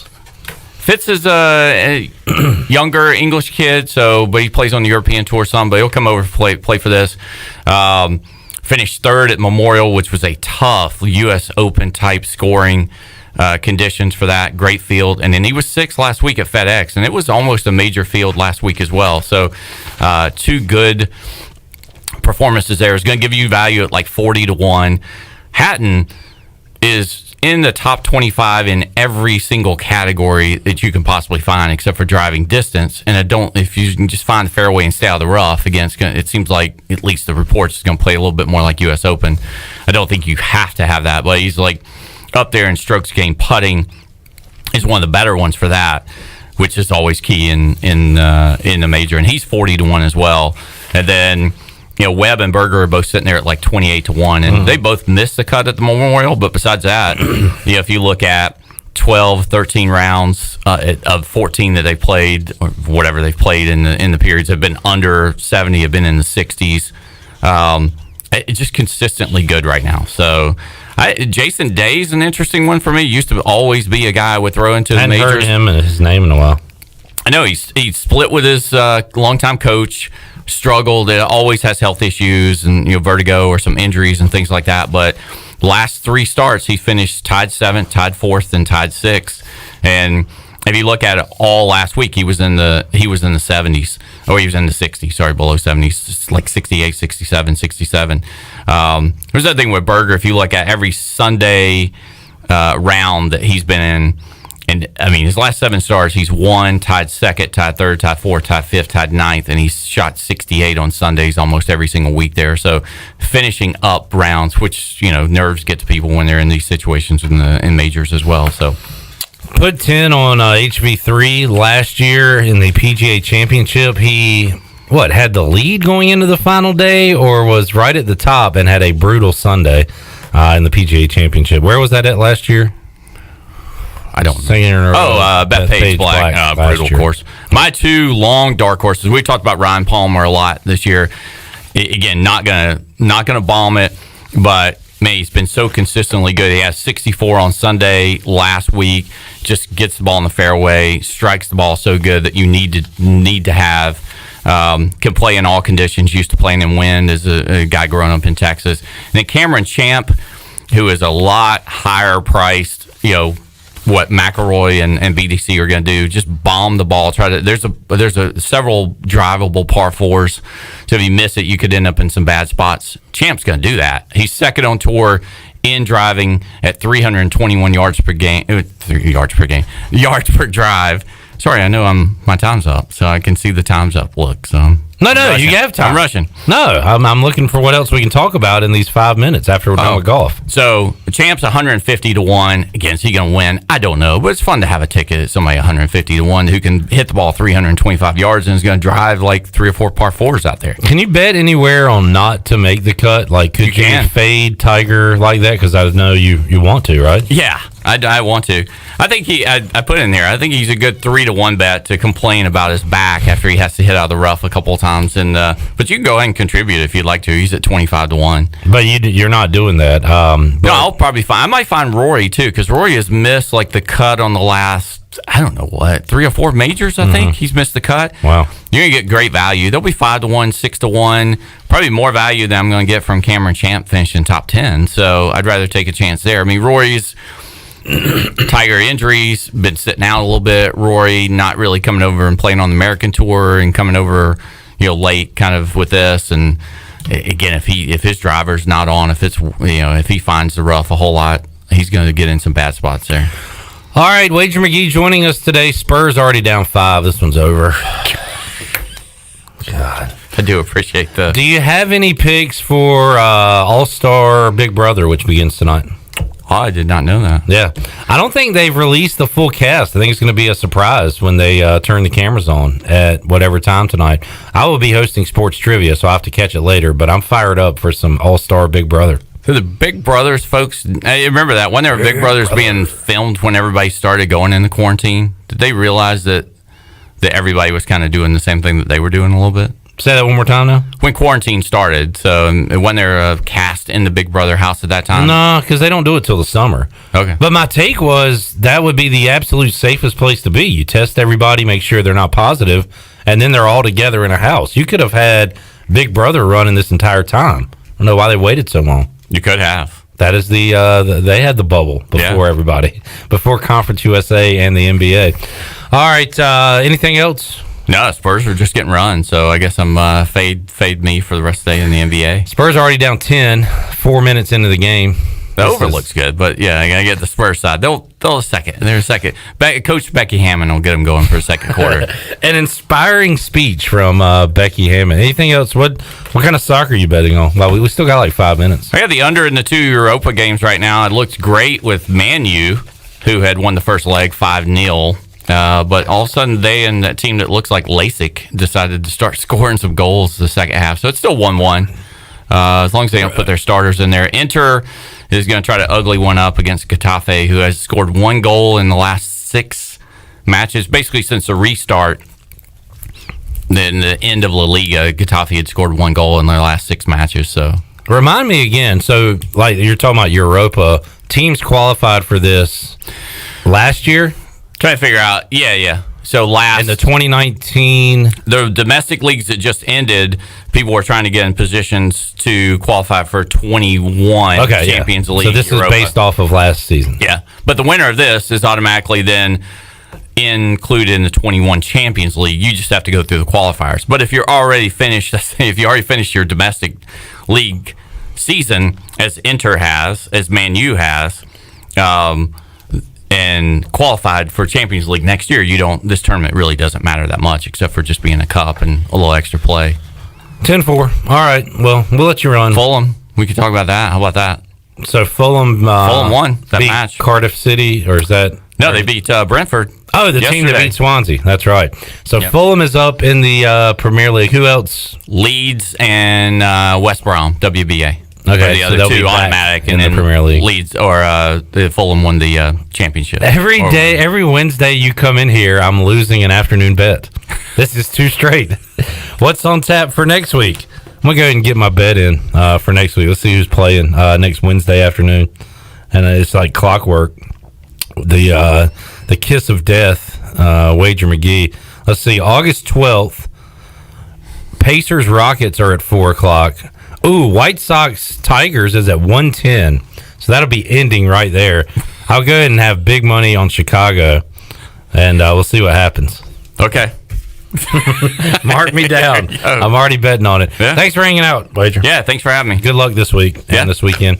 Thank you. All right, let's get a timeout in. We will come back. When we return, we'll talk to the play-by-play voice of the Bearcats and Bengals, Mr. Cincinnati, Dan Horde, will join us on the Fixed NC Live line to talk college football and NFL. That's on the way after this. I'll give it just now. Take my hand, stop, find the man on the jukebox, and then we start to dance. Now I'm singing like, girl, you know I want your love. Your love was handmade for somebody like me. I'm coming now, follow my lead. You've probably heard a lot about CBD. The leading provider of CBD is your CBD store Greenville. Their staff is committed to creating a comfortable environment to ensure every customer gets the exact treatment they need. Our franchise is the largest CBD retailer in the country, and with trained PhD chemists and direct communications with health leaders across our network of stores, your CBD store Greenville has the highest quality all-natural products. Your CBD store Greenville in Arlington Village next to Duck Donuts, where good health hits home. UBE is now back open to serve the Pirate Nation. UBE is striving for the best customer experience, practicing social distancing, cleaned and sanitized contact surfaces, and curbside service. Our hours are now 10 to 6, Monday through Friday, and 10 to 5 on Saturday. PirateWear.com is open 24 hours a day with in-store pickup available. Please be sure to follow UBE and PirateWear.com on all social media platforms. UBE and PirateWear.com, serving the Pirate Nation for over 50 years. Are you trying to reduce clutter? Want to save a tree? Greenville Utilities can help. E-bill is a simple solution. Imagine getting an email letting you know your bill is ready. And with a few clicks on your computer or smartphone, you can review and pay your bill. It's just that easy. Signing up is simple. All you need to do is to log on to your account at guc.com and update your contact information and e-bill setting. You can even continue to receive a paper bill if you'd like. E-bill from Greenville Utilities. Just one of the ways GUC is here for you. With rates being historically low, now is the best time to buy or refinance your home. This is Talbot Green with Angel Oak Home Loans. Now is the time to take advantage of the opportunity to buy more home or refinance your current mortgage. The combination of our local team's experience and Angel Oak's wide offerings of products from standard conventional, government, and portfolio loans has something for most financial situations. For more information, call Talbot Green, Joanne Weir, or Wanda Hager at 751-2060. NMLS 1719250 and 685-842. Equal housing lender. Domino's week-long carry-out deal means you can carry out 3-topping pizzas for $7.99 each every day. That's right, $7.99 each, and every day means any day. But just in case there's any confusion, we've set up a helpful website to confirm if today's a day you can carry out 3-topping pizzas for $7.99 each at Domino's. Just go to howaboutoday.com to find out if Domino's week-long carry-out deal is valid today. Spoiler alert, it is. Carry out only. You must ask for this limited time offer. Prices, participation, and charges may vary. Excludes extra large and specialty pizzas. Crust availability varies by size. Have you ever seen those exotic aquariums like the guys do in Las Vegas on television? You ever thought about having one of these aquariums in your business? It's more affordable than you think. This is Hal Pruitt with rentafishtank.com. We can make having an aquarium in your business turnkey with no work, cleaning, or hassles for you. Rentafishtank.com creates a relaxing atmosphere and keeps children occupied. Rentafishtank.com already services many dental, pediatric, and doctor offices, plus hospitals and senior living centers. Check us out at rentafishtank.com. For years, Callie Ann Phelps has been singing about Phelps Chevrolet. Phelps Chevrolet is the one for you. Low prices, service too. See the big dealer right away. Carolina's finest, Phelps Chevrolet. And you'll agree with what Skylar Phelps has to say. Nobody beats Phelps Chevrolet's prices. Nobody. The name you can depend on. Phelps Chevrolet. Get you one. I want some barbecue. Some barbecue. While you're sleeping, our whole hogs are slow cooking over wood to create that bite that Eastern North Carolina is known for. I'm Sam Jones, and for more than 3 generations, my folks have been the torchbearers for what whole hog barbecue is supposed to be. At Sam Jones, you'll find plenty of smoke, but no mirrors. Everything, and I mean everything, is made fresh daily, including our sides, sweets, and sauces. Come on over and see us at Sam Jones Barbecue, and I bet you'll be able to taste our passion in just one bite. Sam Jones Barbecue, Fire Tower Road. Hi, this is Phil Steele of Phil Steele's College Football Preview Magazine, and you're listening to Pirate Radio, the voice of Pirate Nation.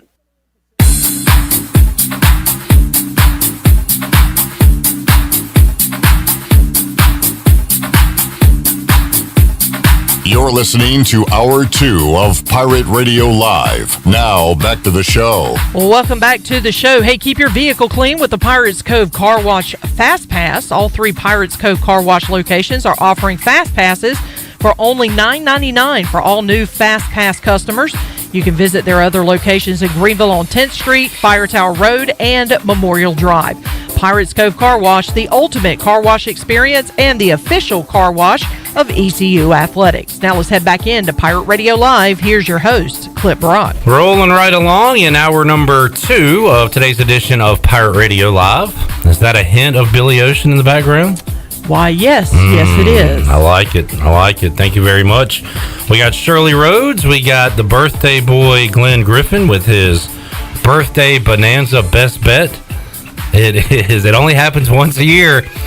Magic Raptors over, and also the Magic side of that as an underdog coming up tonight.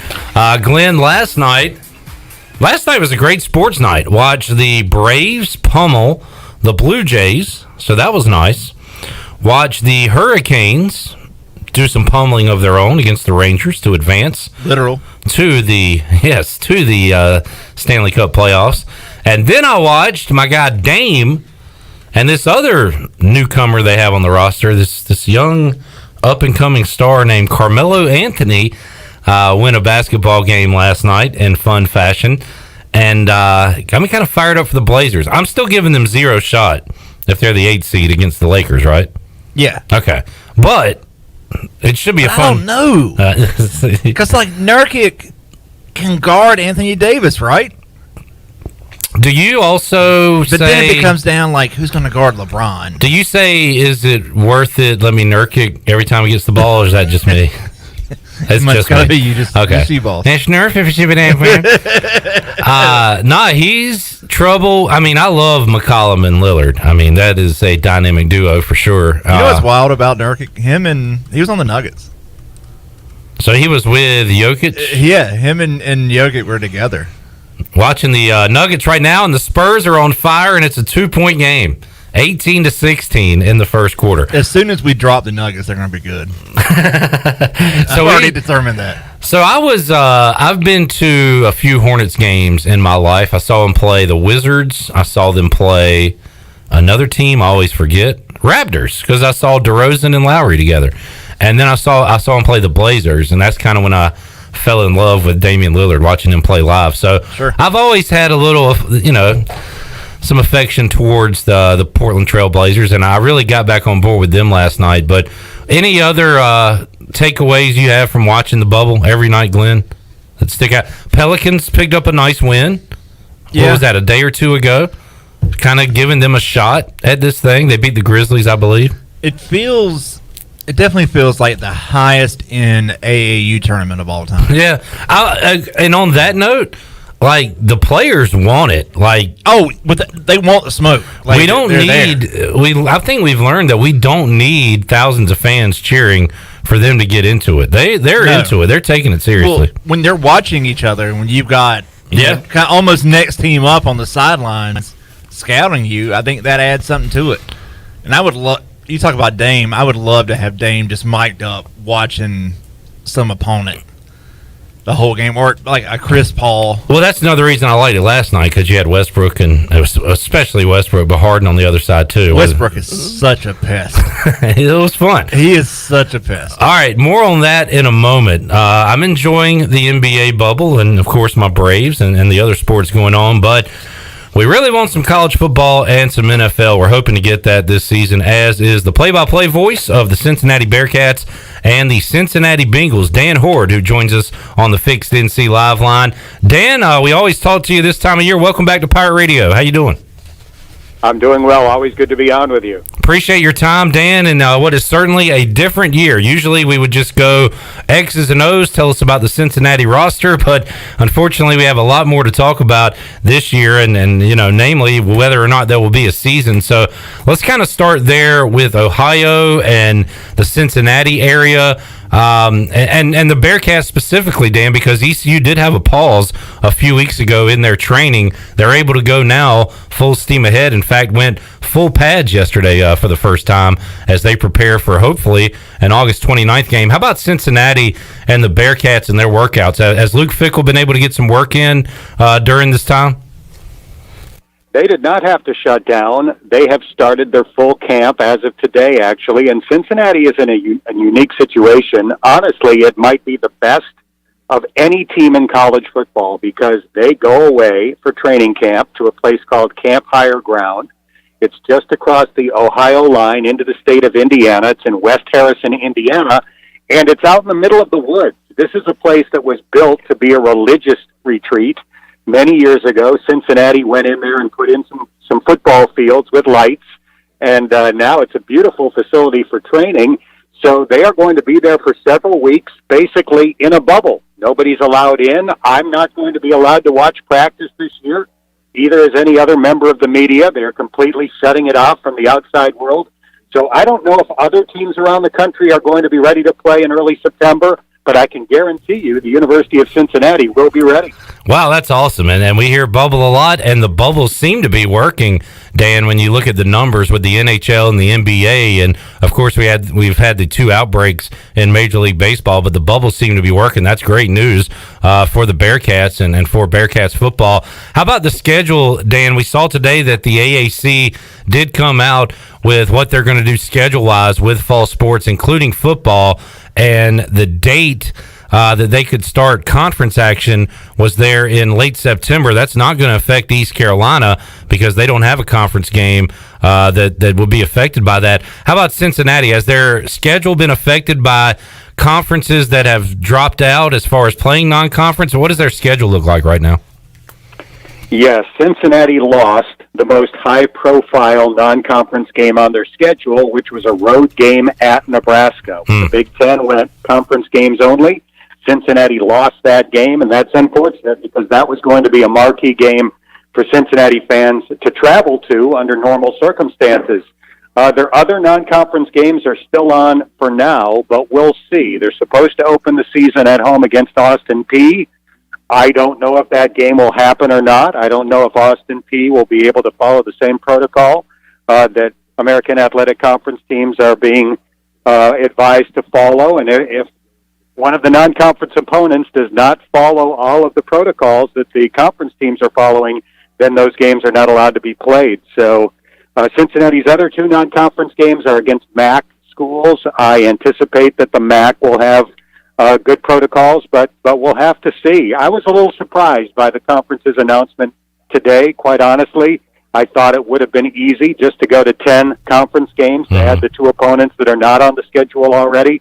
So I was a little bit surprised that they did not elect to go in that direction. Yeah, they and I believe there are a couple of others, maybe Sunbelt Conference USA, that says, hey, full steam ahead. If you got 12 you can play them. I think from an ECU standpoint, right now they're sitting at 10 games, Dan, and it doesn't really sound like Athletic Director John Gilbert is looking to add an 11th or 12th. That could all change, but that's kind of the feeling we get right now. How about, and one of the issues with this, as we talked to Dan Horde on the Fix and See Live line, is, who's making the decisions? Is it NCAA? Is it conference? Is it even above that at the state level? Because our governor announced today, Roy Cooper, that North Carolina will remain in phase 2, which, prevents large gatherings. So will college football get an exception for that? We will see. There has been, of course, a NASCAR race in Charlotte where they had a lot of people in one area, no fans, but they were able to get an exemption. So that's something we got to keep an eye on. How about that from a state of Ohio standpoint? Dan, what's the feeling when it comes to football in 2020? And we'll get to pro, but how about college football specifically? What's your feeling on whether or not it's going to be allowed to go on? It's very difficult to say. Ohio is the first state in the country to shut down large gatherings. Even before Rudy Gobert tested positive and everything started spiraling in sports in general, our governor, Mike DeWine, shut down large gatherings. So we were kind of ahead of the curve where that's concerned.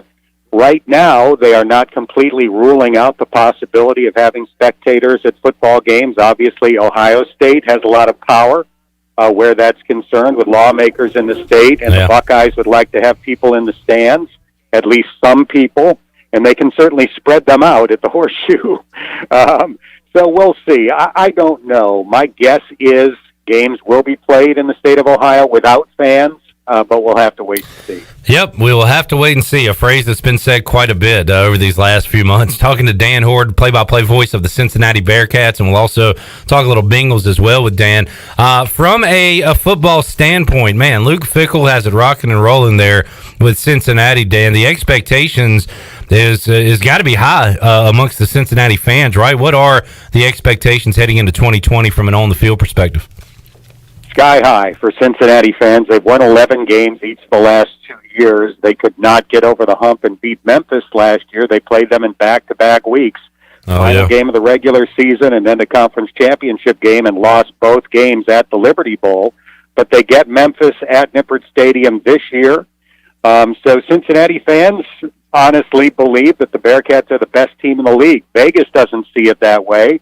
Vegas has UCF and Memphis with higher projected win totals, but that's certainly not the expectation among Cincinnati's fan base. Who are the key returners for the Bearcats? And man, we played a classic here at Dowdy-Ficklin Stadium. As a lot of points were on the board when the Bearcats and Pirates got together. Who are the key guys from that team that was so good last year returning, Dan?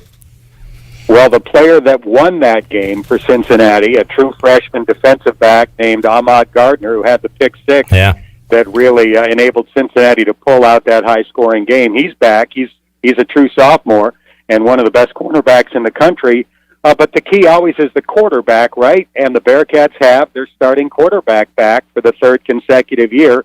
Desmond Ritter started as a redshirt freshman, played through injuries last year. He did miss the regular season finale against Memphis, one of the reasons why they came up short in that game. But they've got a third-year starting quarterback, and whenever that's the case, typically your team has high expectations. That's certainly the case for UC. Talking some Bearcats football, let's get a few Bengals questions in here for you, Dan, as you get ready for another NFL season. And I saw a picture of Joe Burrow holding a football in a Bengals practice jersey. I'm sure that has the folks around there pretty excited, right? You've got that right. That picture has been retweeted and spread around so much on social media.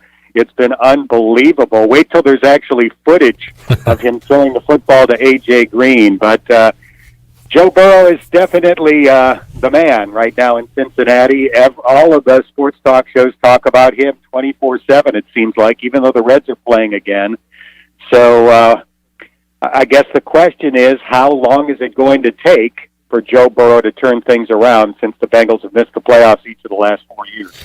Dan, what is the sense as far as the Bengals right now? You're in a division, and Lamar Jackson kind of took the world by storm last year with the Baltimore Ravens. Big Ben back with the Steelers, and then you got the Browns, who are, you know, the seem to be the offseason darling just about every team. So are we still looking at maybe a year or two away from the Bengals being a factor there in the North, or could it happen maybe sooner than that?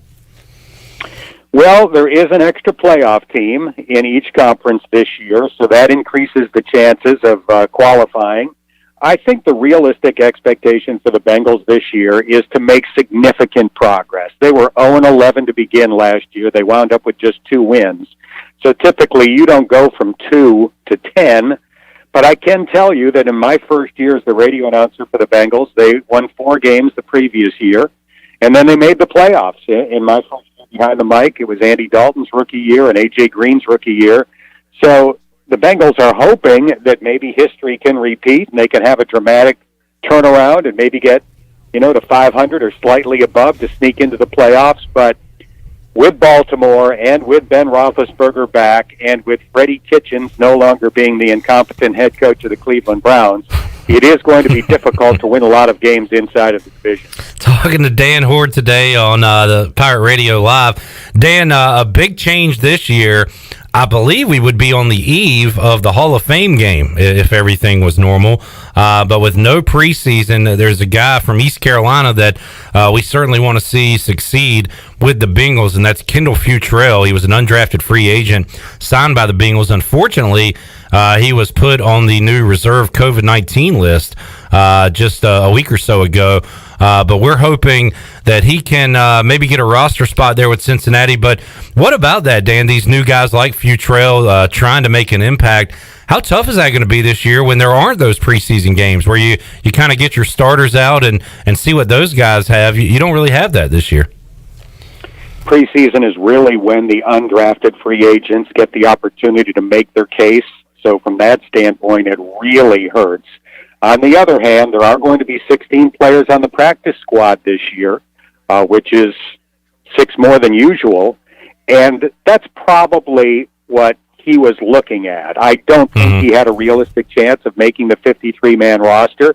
You're hoping to stick with the NFL team that picks you up as an undrafted free agent as a member of the practice squad, and with that extra number, he's got a shot. but the absence of preseason games isn't going to help. Yeah, going to be a big change there for the National Football League this season. Dan, you mentioned we were talking about a picture of Joe Burrow and how much attention that got. I saw another picture of a quarterback. Andy Dalton just does not look right in that Cowboys uniform. I'll say that. You are right about that. I have visions from my childhood of Joe Namath wearing a Rams uniform, or Right. Johnny is wearing a Chargers uniform, Joe Montana with the Chiefs. So I don't know how long Andy is going to be with the Dallas Cowboys, but I agree that did not look normal to see him wearing that Cowboys uniform over the weekend. And, of course, we got Brady in a Bucs jersey. So 2020, who knows, Dan? Anything is possible, I guess. The weird is now the normal, so to speak. Dan, thank you so much for your time. We're hoping to talk to you here in a couple months, previewing a football game. That would be awesome. I hope we can do that. But thank you for joining us today here on Pirate Radio Live. Always enjoy it. Thanks for having me on. Yes, sir. Thank you. There's Dan Horde, the play-by-play voice of the Bearcats and Bengals, and he's kind of got two different teams he's following this year. The Bearcats, as he said, back-to-back 11-win seasons. Wager McGhee, who was just on with us a moment ago, likes them to win the AAC. I think they're right up there, and from an odds perspective, I would take them probably over UCF and Memphis. And then, of course, he's got the Bengals, who are in a rebuild mode with a rookie quarterback, and should be a lot of fun to follow the Bengals this year. And Shirley, thanks for reminding me about Kendall Futrell. Hopefully, we'll have a Pirate to follow when it comes to the Bengals in 2020. Take a timeout, come back, have more for you on Pirate Radio Live. Clip Rock, Shirley Rhodes, Glenn Griffin. Also, by the way, we got to open up the booty bag here on a Wednesday. We got more stuff to give away. We'll be doing that during the 5 o'clock hour when Bryce Williams joins us in studio, and we go out to Jeff Charles on the Fixed NC Live line. So coming up next hour, got all that and the booty bag. More to go on Pirate Radio Live after this.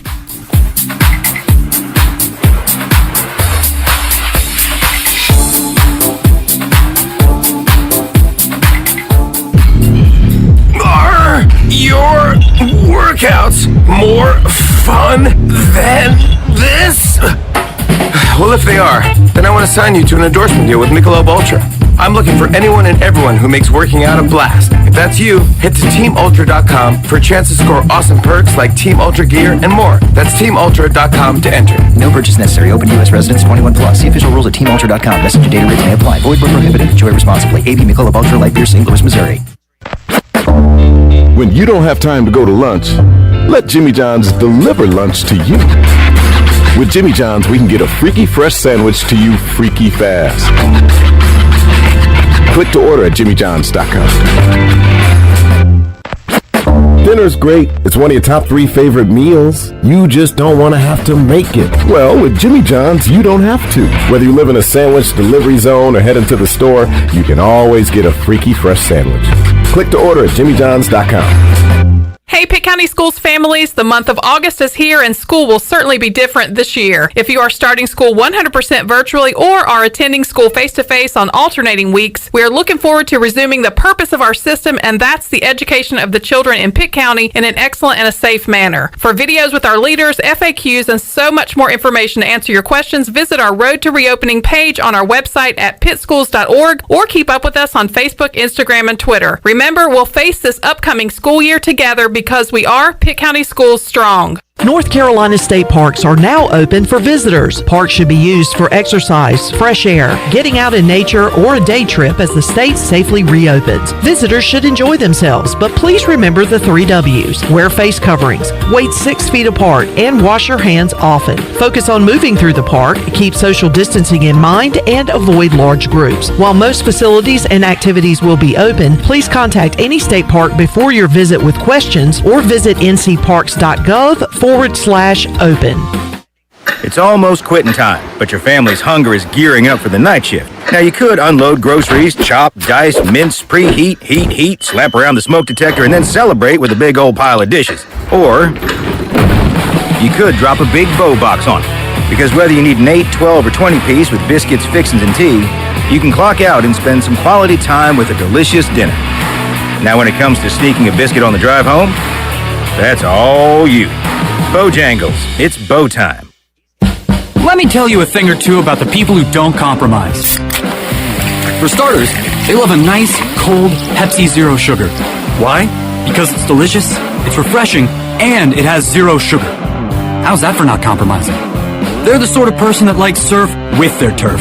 Because who decided beef shouldn't have a buddy? And a drink with their feast? Yeah, they have a Pepsi Zero Sugar. The person who doesn't compromise loves a good golden doodle. All the golden retriever goodness with just a hint of doodle. No compromises there. Oh, and when they're bringing said golden doodle for a walk, they bring a Pepsi Zero Sugar. They're the kind of person jorts were made for. 50% jeans, 50% shorts, 100% the most comfortable thing that's ever graced your wardrobe. Not compromising never looked so good. So crack open a Pepsi Zero Sugar and taste what it's like to have it all. Pepsi Zero Sugar. Zero sugar done right. That's what I like. Hi, I'm Annalie Newhoff. And I'm Rob Campbell. And we are with CopyPro. We have been locally owned and operated here in Eastern North Carolina for almost 50 years. CopyPro is the leader in office technology. Does your business struggle with keeping printing costs low or producing professional documents? Here at CopyPro, total customer satisfaction is our #1 priority. We have a variety of solutions to help reduce your printing expenses and make your business more productive. Call us today at 1-800-682-6558 or online at copypro.net. CopyPro, we are the professional office systems people. This is Coach Blake Carroll, defense coordinator for East Carolina football, and you're listening to Pirate Radio, the voice of the Pirate Nation.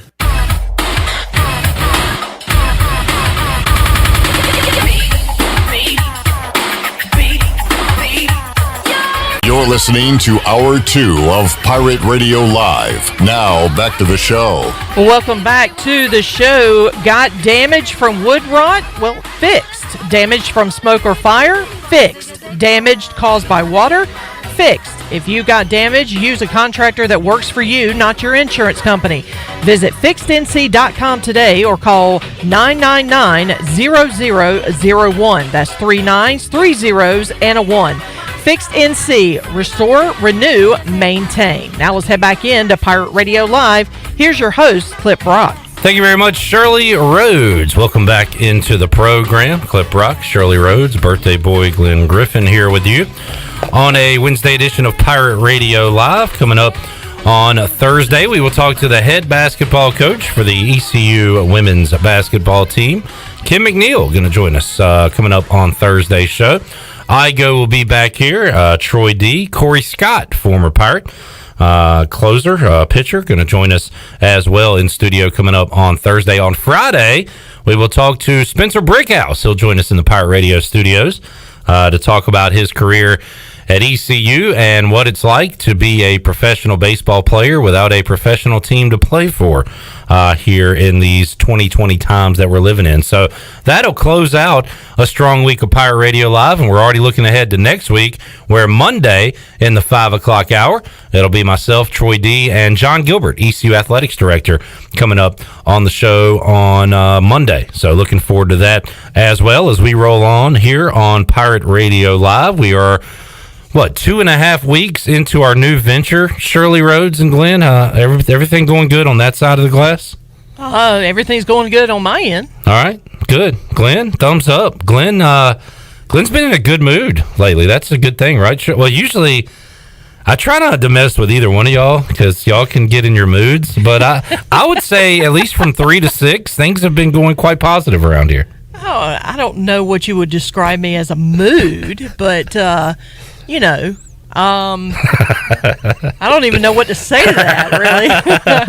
No, Shirley, you are a delight always, and so are you. Glenn. I do get in the mood, get into the mood, but usually it's some other circumstance that usually doesn't surround either the show or you. Sure, yeah. We all have stuff outside our bubble here at Pirate Radio. Yeah. I get that. There are things that irritate me outside of this bubble. Watching live sports, again, one thing I hope can kind of remain as this once we get back to normalcy is these day games, whether it be baseball, basketball, hockey.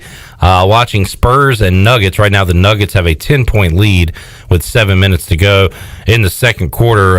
Shirley, what's the deal with the O's on this Wednesday? We got a lot of O's baseball on Pirate Radio tonight, right? Right. They have a doubleheader starting in about 15 minutes. Their scheduled first pitch is 5:05, and then the second game will start at around 8:15. So we're going to pick up the coverage as soon as we go off the air at 6 o'clock. We'll go right into the game, and so you'll have a portion of game 1 and all of game 2. So, all right, good deal. Also tonight, the Braves beat up on the Blue Jays last night. They'll try to do it again tonight at 7:10. We got some action going on in New York, and the Bombers, the Yankees, ahead of the Phillies right now, 3-2 in the third inning. Game 2 of that coming up later tonight. They have a doubleheader scheduled for tonight, as do the O's and Marlins. Mets and Nationals will be at 6. The Red Sox take on the Rays at 6:40. It'll be Twins Pirates at 7:05. Reds Indians at 7:10. The Cubs are 9-2. They play the Royals tonight at 8:05. Also, the Brewers at the White Sox coming up at 8:10. Giants Rockies at 8:40. Rangers A's at 9:10. A's D-backs. Rough start to the season for Arizona, 3-8 right now, as a lot of people thought they might be a National League playoff team. They play the Astros tonight at 9:10. Dodgers and Padres, two strong teams in the West, playing at 9:10. The Angels and Mariners at 9:40. And your postponements today, Cardinals, Tigers, and of course, it was supposed to be Phillies, Marlins, Yankees, Orioles. Those games postponed because they are playing each other now. The Phillies are playing the Yankees, and the Orioles are playing the Marlins. So that's what's going on in Major League Baseball. We got to open up the booty bag, Shirley. Do you got the music? Booty, booty, booty, booty, booty everywhere. Booty, booty, booty, booty, booty everywhere. I'm trying to look for a good question to ask today. I've got a couple in mind. Should I go NFL or Major League Baseball? Well, we did Major League Baseball yesterday, so let's go with NFL. Okay. How about we throw out the question now, and people can answer during the break, and when we come back at 5 o'clock, we could maybe have our winner on, or at least throw the question back out there again. Okay. So, let's see. How do I want to ask this question?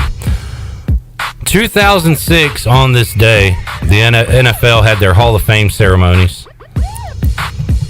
Troy Aikman, John Madden, maybe I should have asked about him maybe. Rayfield Wright, Harry Carson, and Reggie White were all inducted. And this man became the first black quarterback inducted into the Pro Football Hall of Fame. I'll give you a hint. He's also in the Canadian Football Hall of Fame. So, first black quarterback inducted into the NFL Hall of Fame in 2006. Also in the Canadian Football Hall of Fame. 317-1250. 317-1250. If you know who that player is. And Shirley, we got to go inside the booty bag. What do you want to give away today? Let me look at the options. I don't know. What do we have left? We got, how about a large 2-topping pizza from Domino's of Greenville? That sounds good. Large 2-topping pizza from Domino's of Greenville on the line for the first person that calls 317-1250 and can correctly answer today's question. Who was inducted alongside Reggie White, John Madden, Troy Aikman? He was the first black quarterback inducted into the Pro Football Hall of Fame. He's also in the Canadian Football Hall of Fame. 317-1250. We'll be back with Bryce Williams, Jeff Charles, and hopefully a winner after this. Hey Pirate Nation, this is Troy D. Proud to be co-founder, one of the owners and operators of Pirate Radio. As we launch into our 18th year in business, we have a lot of exciting news to share. Our afternoon drive show, PRL, Pirate Radio Live, has a new look and is now streaming live every day from our brand new digital studio from 3 p.m. to 6 p.m. You can find us on our Pirate Radio YouTube page and our Facebook page, plus our website, pr927fm.com. If you're in your car, put us on 92.7 FM in Greenville or 104.1 FM in Washington. The new and improved 3-hour Hour, PRL, is hosted by Clip Rock and Shirley Rhodes and will feature the latest breaking news, awesome guests, and your favorite Pirate Radio personalities like The Voice Jeff Charles, Brian Bailey, Stephen Igo, Billy Weaver, Brian North, Tony Collins, Bryce Williams, Ronnie Woodward, Morgan Ehlers, Mike Mullis, plus LRB and myself. Give us a follow on social media at PR927FM and get the latest programming updates, guest alerts, and breaking news. Thank you for your loyalty and your support, and we hope you enjoy the new and improved Pirate Radio, the voice of the Pirate Nation. Have you heard the news? Villa Verde is now available for dining in. That's right, both locations of Villa Verde are back open on the inside. And on top of that, the original location on 10th Street has been completely remodeled. But if you prefer curbside or takeout, that is still going strong too. Don't forget the Villa Verde family meal deals are a great way to feed your entire family at an affordable price. This is Jay from Villa Verde, and we look forward to seeing you at one of our locations soon. Villa Verde, a platform for good. Back to school is here, and the Auto Store Group is committed to helping our customers drive the best quality pre-owned vehicles and is committed to caring about our kids and our community. This is Bryce Williams from the Auto Store Group, and right now during our Backpack to School event, every time we sell a vehicle, we'll be making a $50 donation to any local school that the customer chooses. The Auto Store Group, 3 locations, over 150 vehicles online at theautostoregroup.com, and most importantly, proud members of the Eastern North Carolina community for over 38 years. Have you ever seen those exotic aquariums like the guys do in Las Vegas on television? You ever thought about having one of these aquariums in your business? It's more affordable than you think. This is Hal Pruitt with rentafishtank.com. We can make having an aquarium in your business turnkey with no work, cleaning, or hassles for you. Rentafishtank.com creates a relaxing atmosphere and keeps children occupied. Rentafishtank.com already services many dental, pediatric, and doctor offices, plus hospitals and senior living centers. Check us out at rentafishtank.com. My whole business just went up in flames, but my agent was there before the fire was out. We started a plan. I've got 25 employees who could be out of a job if we didn't get this place running again. My independent agent and auto owners insurance, they made sure we didn't skip a beat. I mean, we didn't miss a single payroll. That's incredible. For whatever lies ahead, we're always there. This is Jeff Gibson with Town Insurance in Greenville. Call me today at 756-8300. Go Pirates! Ahoy, mateys! To keep those cars clean, you need the Pirates Cove Fast Pass. The new Pirates Cove Car Wash on 10th Street is now open. The 10th Street location is offering Fast Passes for $9.99 for new Fast Pass customers. These Fast Passes will be good at all 3 Greenville locations. Visit us on Fire Tower Road, Memorial Drive, and now on East 10th Street. And coming soon, Haviland Express Lube and Pirates Cove Car Wash in New Bern. So we have you surrounded. Pirates Cove, the official car wash partner of ECU Athletics. Hey, this is Chef David Finelli. Did your doctor tell you that you need to lose weight and eat healthy? Well, mine did too. He just didn't tell me how. That's why I decided to open up Pop's Heart Healthy Meal Plans. You get 6 meals a week, low salt, low carbs, low fat, low cholesterol, high protein, and never frozen. I make them myself at the restaurant, and you pick them up on Mondays. I have lost 53 pounds with this plan and lowered my A1C. It's gourmet healthy food at only $9.95 a meal, and you can order yours today at Pop's on Charles Boulevard behind Krispy Kreme. Let me help you eat healthy. This is Pirate Radio, WGHB Farmville, 1250 and 92.7 FM Greenville, WDLX Washington, 930 and 104.1 FM Washington.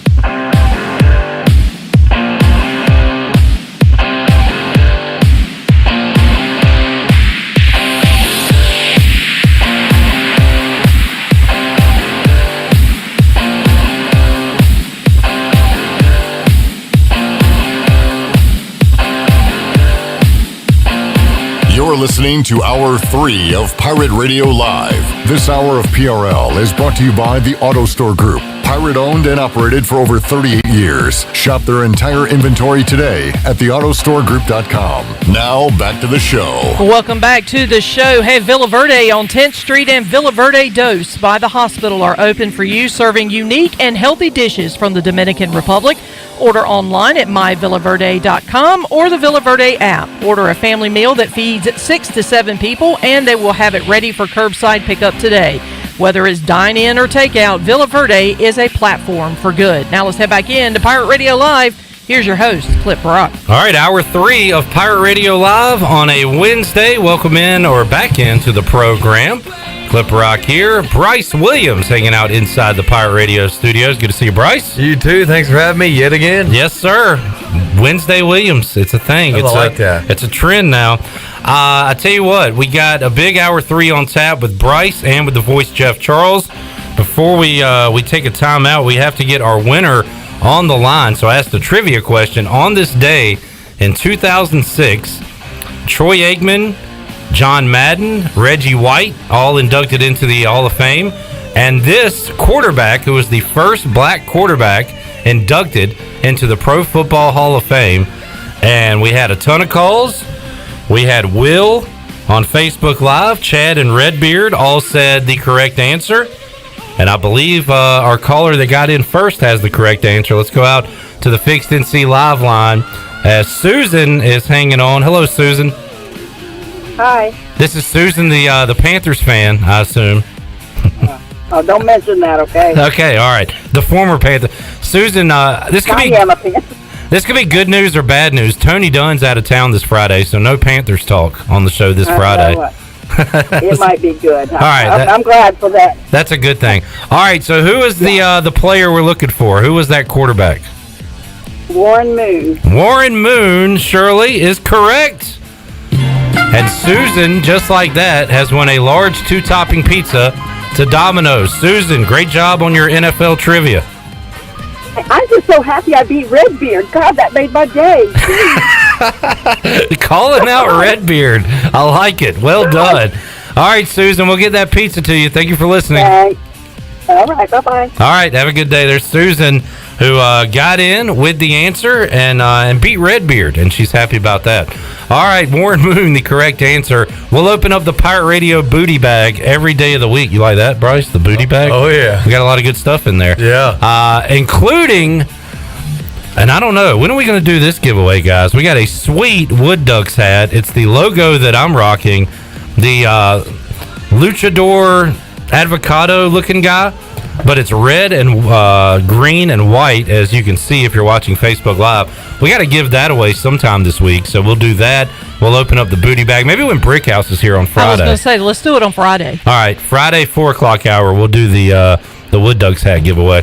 All right, we will take a time out, come back, more with Bryce Williams and the voice Jeff Charles when we return after this.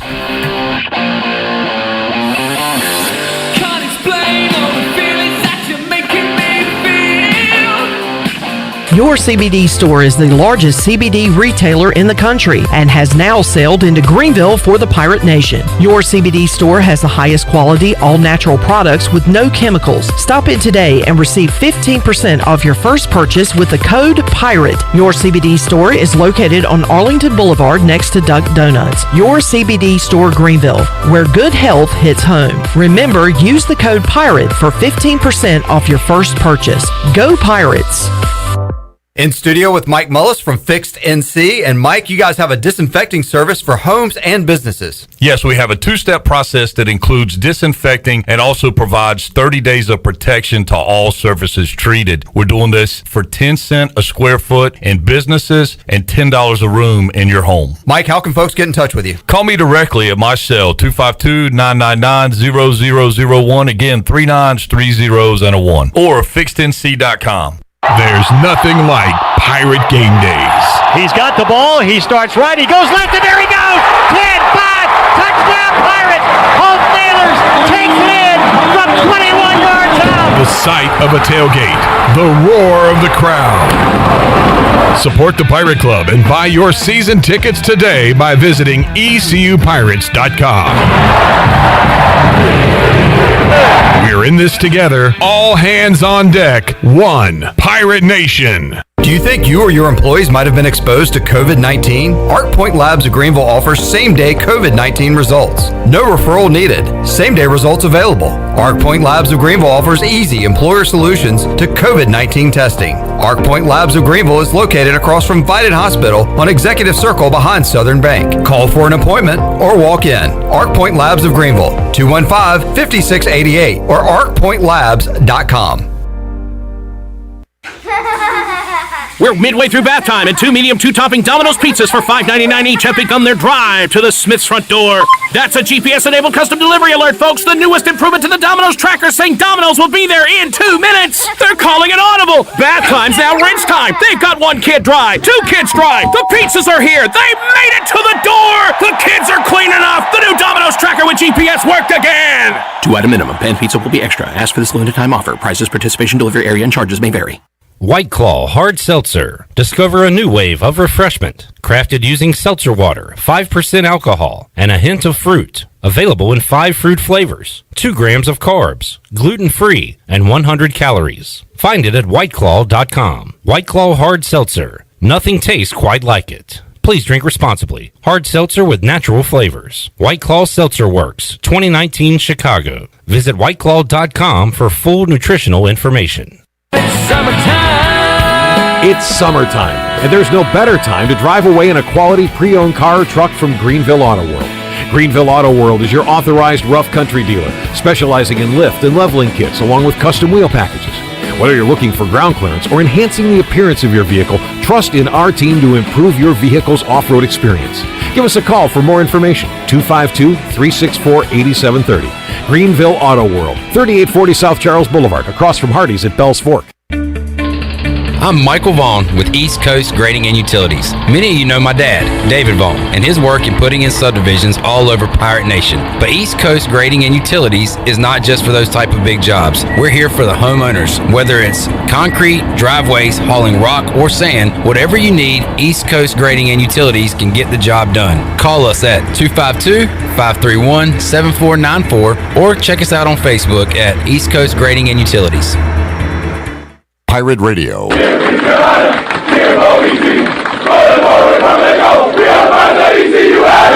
voice of the Pirate Nation.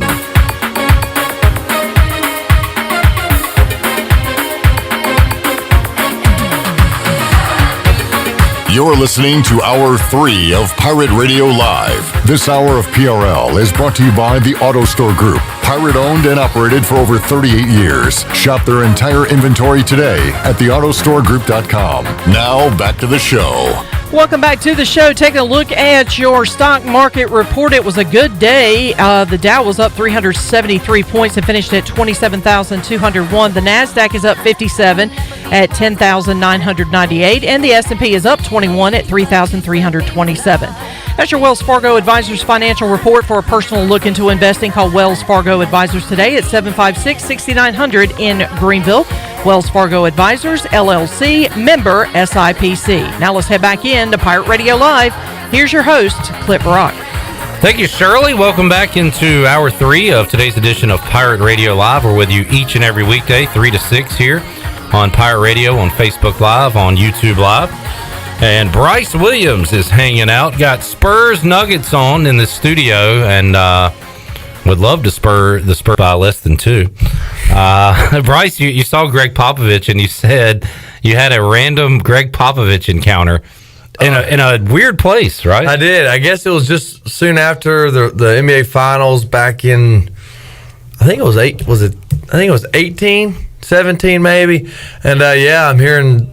When I was with the Seahawks, I was in Seattle just walking around with my buddy who was visiting me up from Oregon.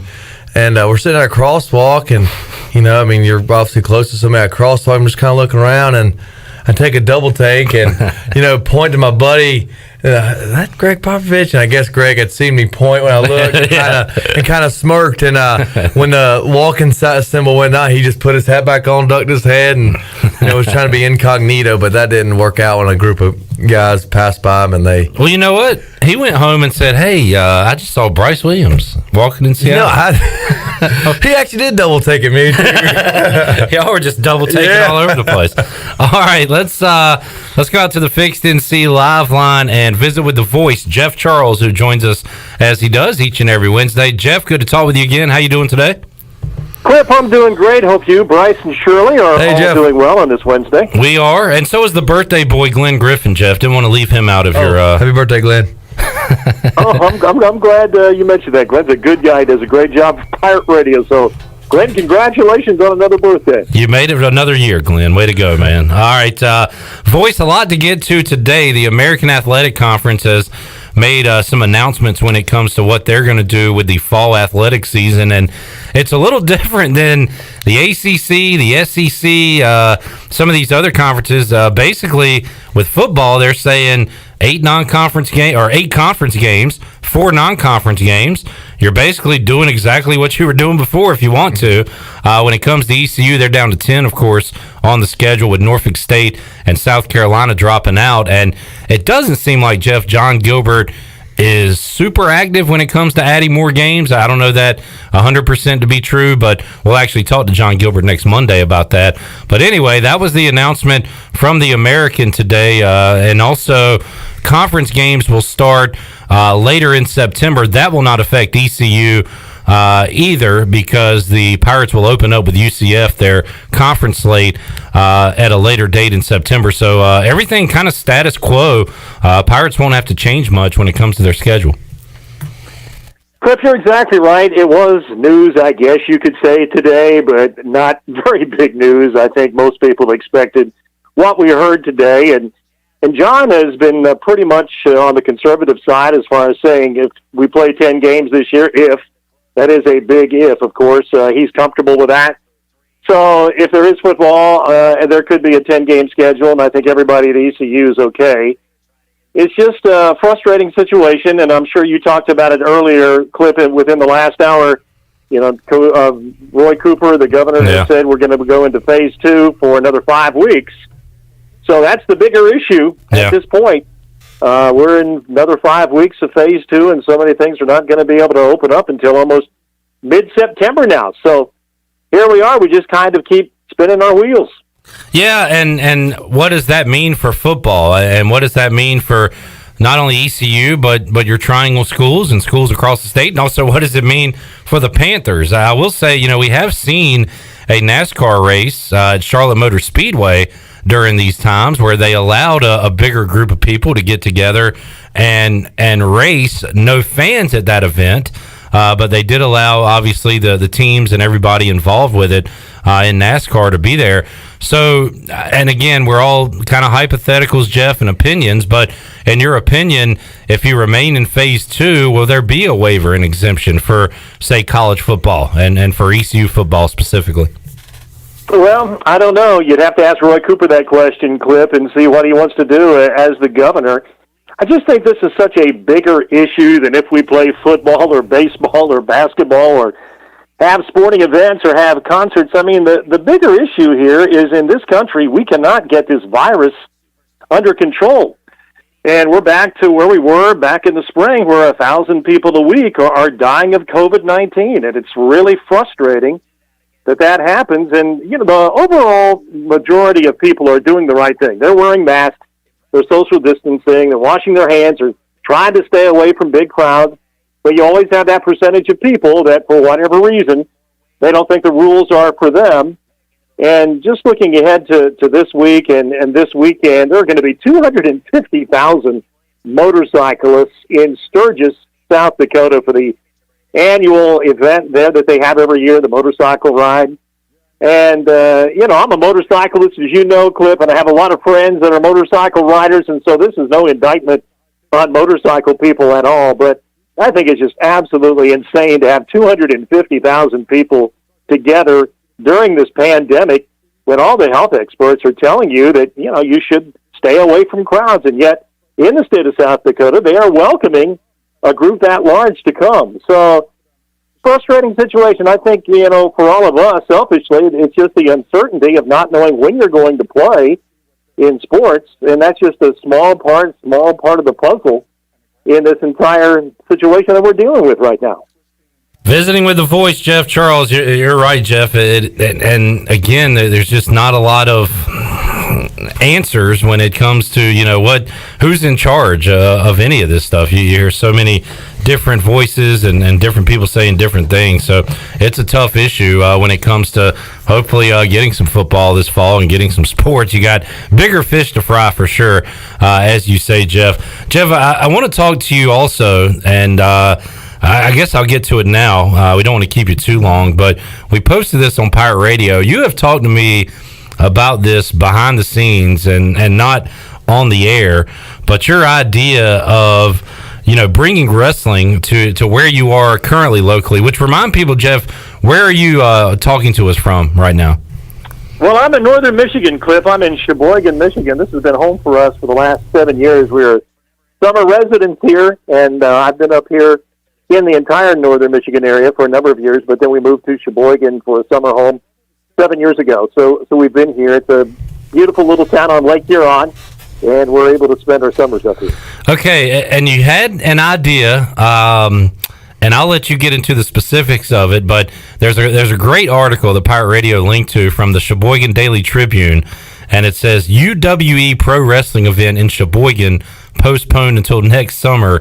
And the story, the Vince McMahon of this story is Jeff Charles. And Jeff, tell us about what you're trying to do with local independent wrestling and what you hope to be doing this time next summer. Tell us all about that.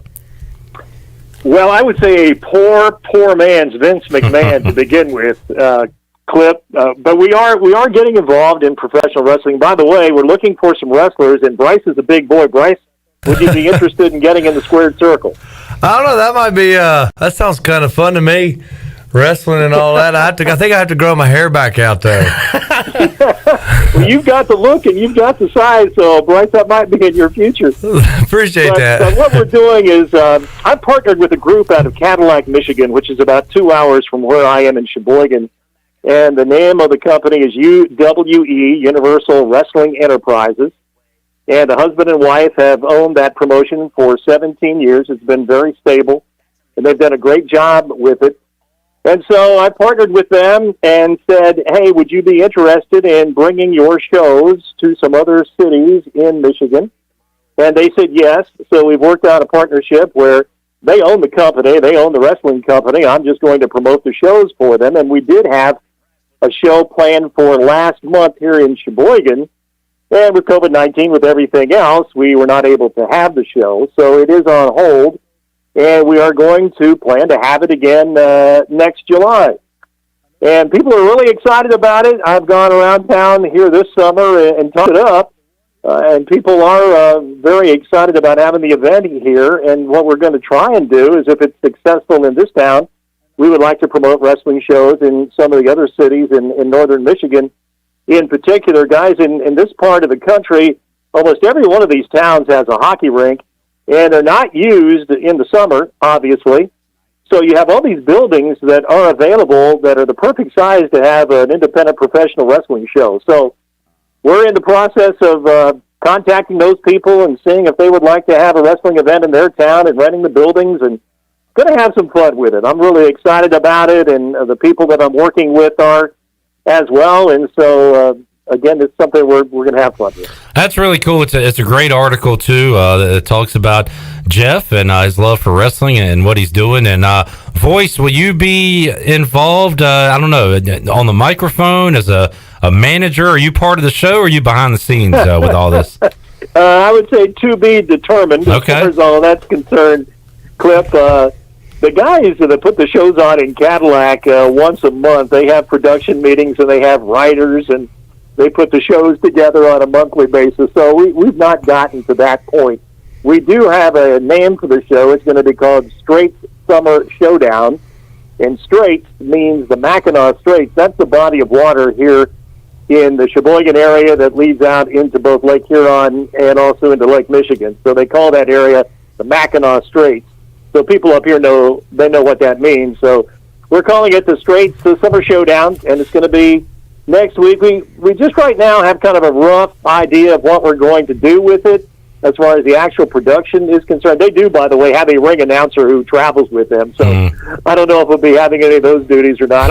I'm more the marketer, promoter. Yeah. As far as this organization is going to be concerned, I'm really happy doing that. And we've just got to go out now and sell a bunch of tickets because I'm taking all the financial risk. So I've got to get out there and market hard and hustle the tickets so we can make this thing secure. Well, Glenn and I are fired up. Glenn was a little upset, though, Voice, that this is going on there and not here. When are you going to bring some shows to Eastern North Carolina and we can enjoy it?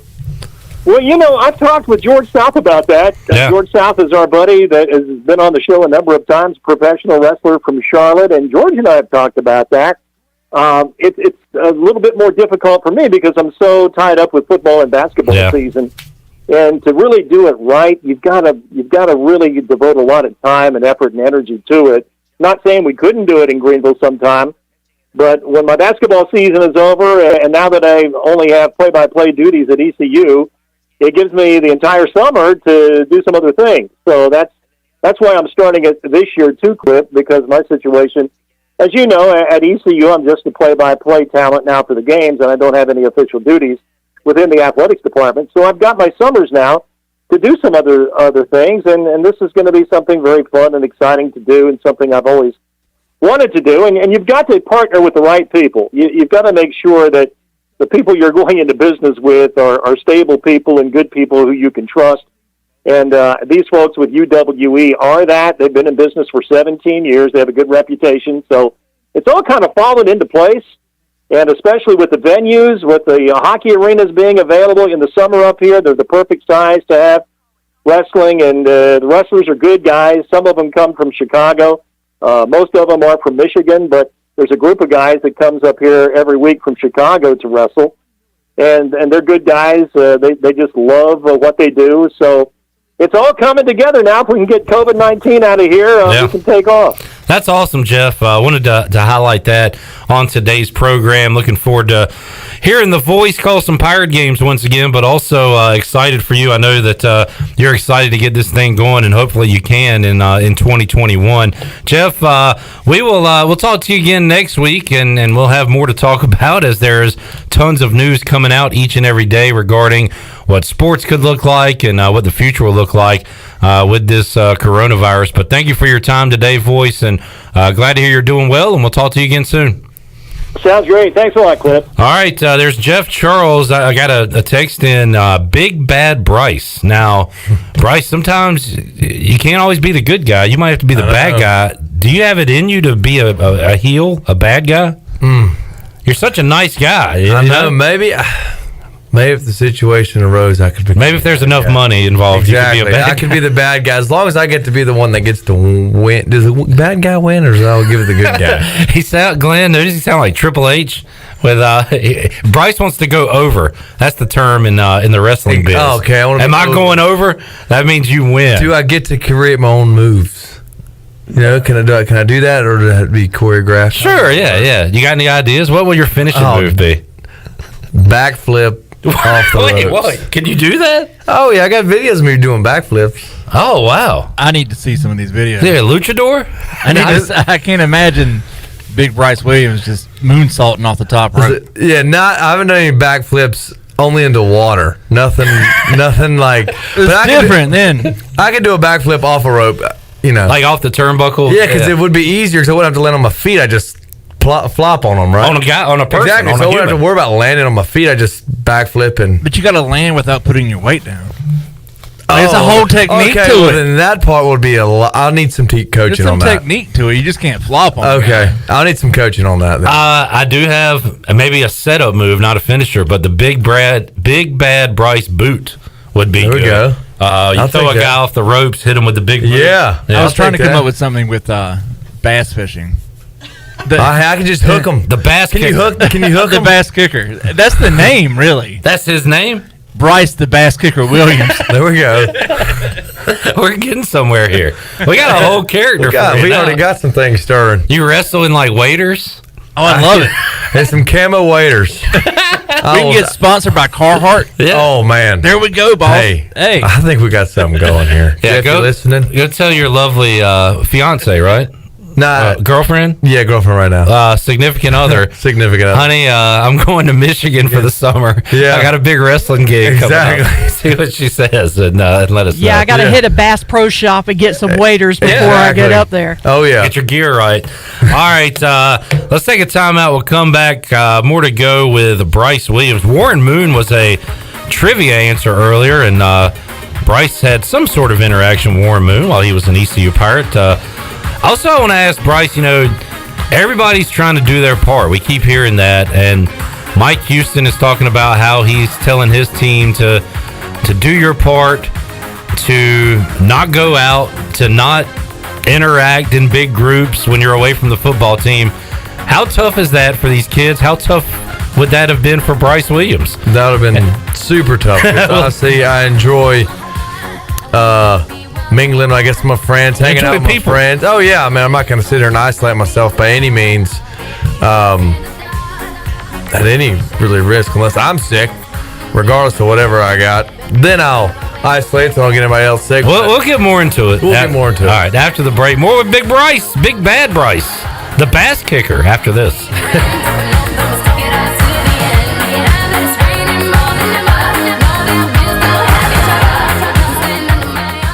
Hey Pirate Nation, this is Tom Brown from Brown & Wood Cadillac. We've been serving the Pirate Nation in Eastern North Carolina for 83 years. We have 4 brands, 3 generations, 2 showrooms, and 1 goal to make sure you leave a happy customer. This month at Brown & Wood, get the all-new 2020 Cadillac XT4 lease qualifier for 39 months with 10,000 miles a year for only $359 a month. Money due at signing. Brown & Wood is your home of the lifetime warranty. We're located on Greenville Boulevard next to the Convention Center, or shop us online at brownandwoodauto.com.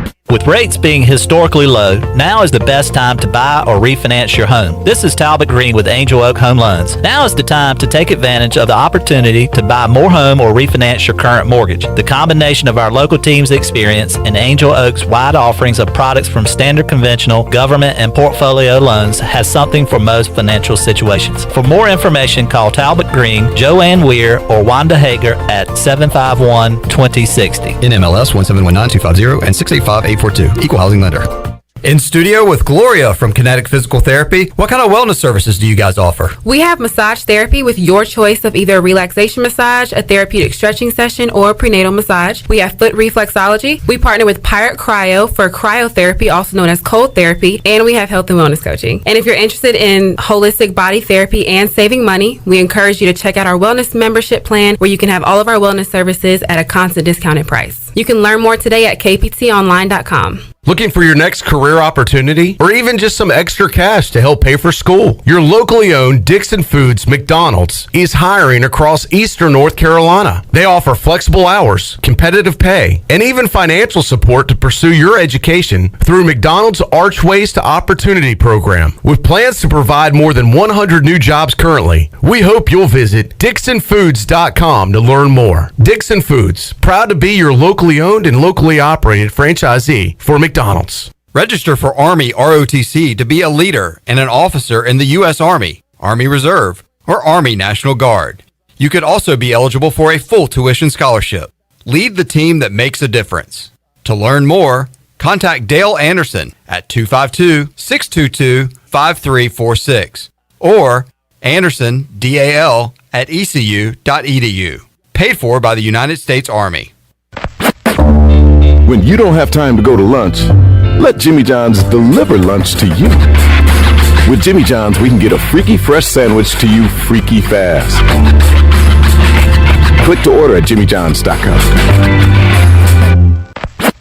Dinner's great. It's one of your top 3 favorite meals. You just don't want to have to make it. Well, with Jimmy John's, you don't have to. Whether you live in a sandwich delivery zone or head into the store, you can always get a freaky fresh sandwich.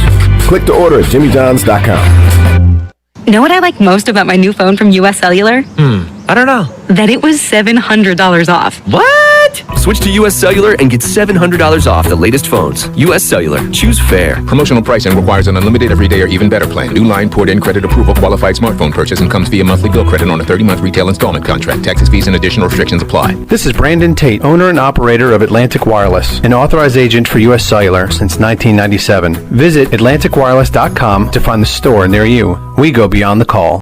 CD's Grill in Winterville wants to thank you for all of your support during these crazy times. CD's Grill has the area's best country cooking, and you can come and enjoy a down-home breakfast or one of our daily country lunch specials at CD's Grill. Hi, this is Lawrence Manning from my entire CD's Grill family. Thank you for all your support. And we invite you and your family and friends to try CD's Grill and taste for yourself the best country cooking around. Promise, CD's Grill. CD's Grill, 111 West Spire Tower Road in Winterville. This is Coach Steve Shankweiler, offensive line coach for East Carolina University football. And you're listening to Pirate Radio, the voice of the Pirate Nation.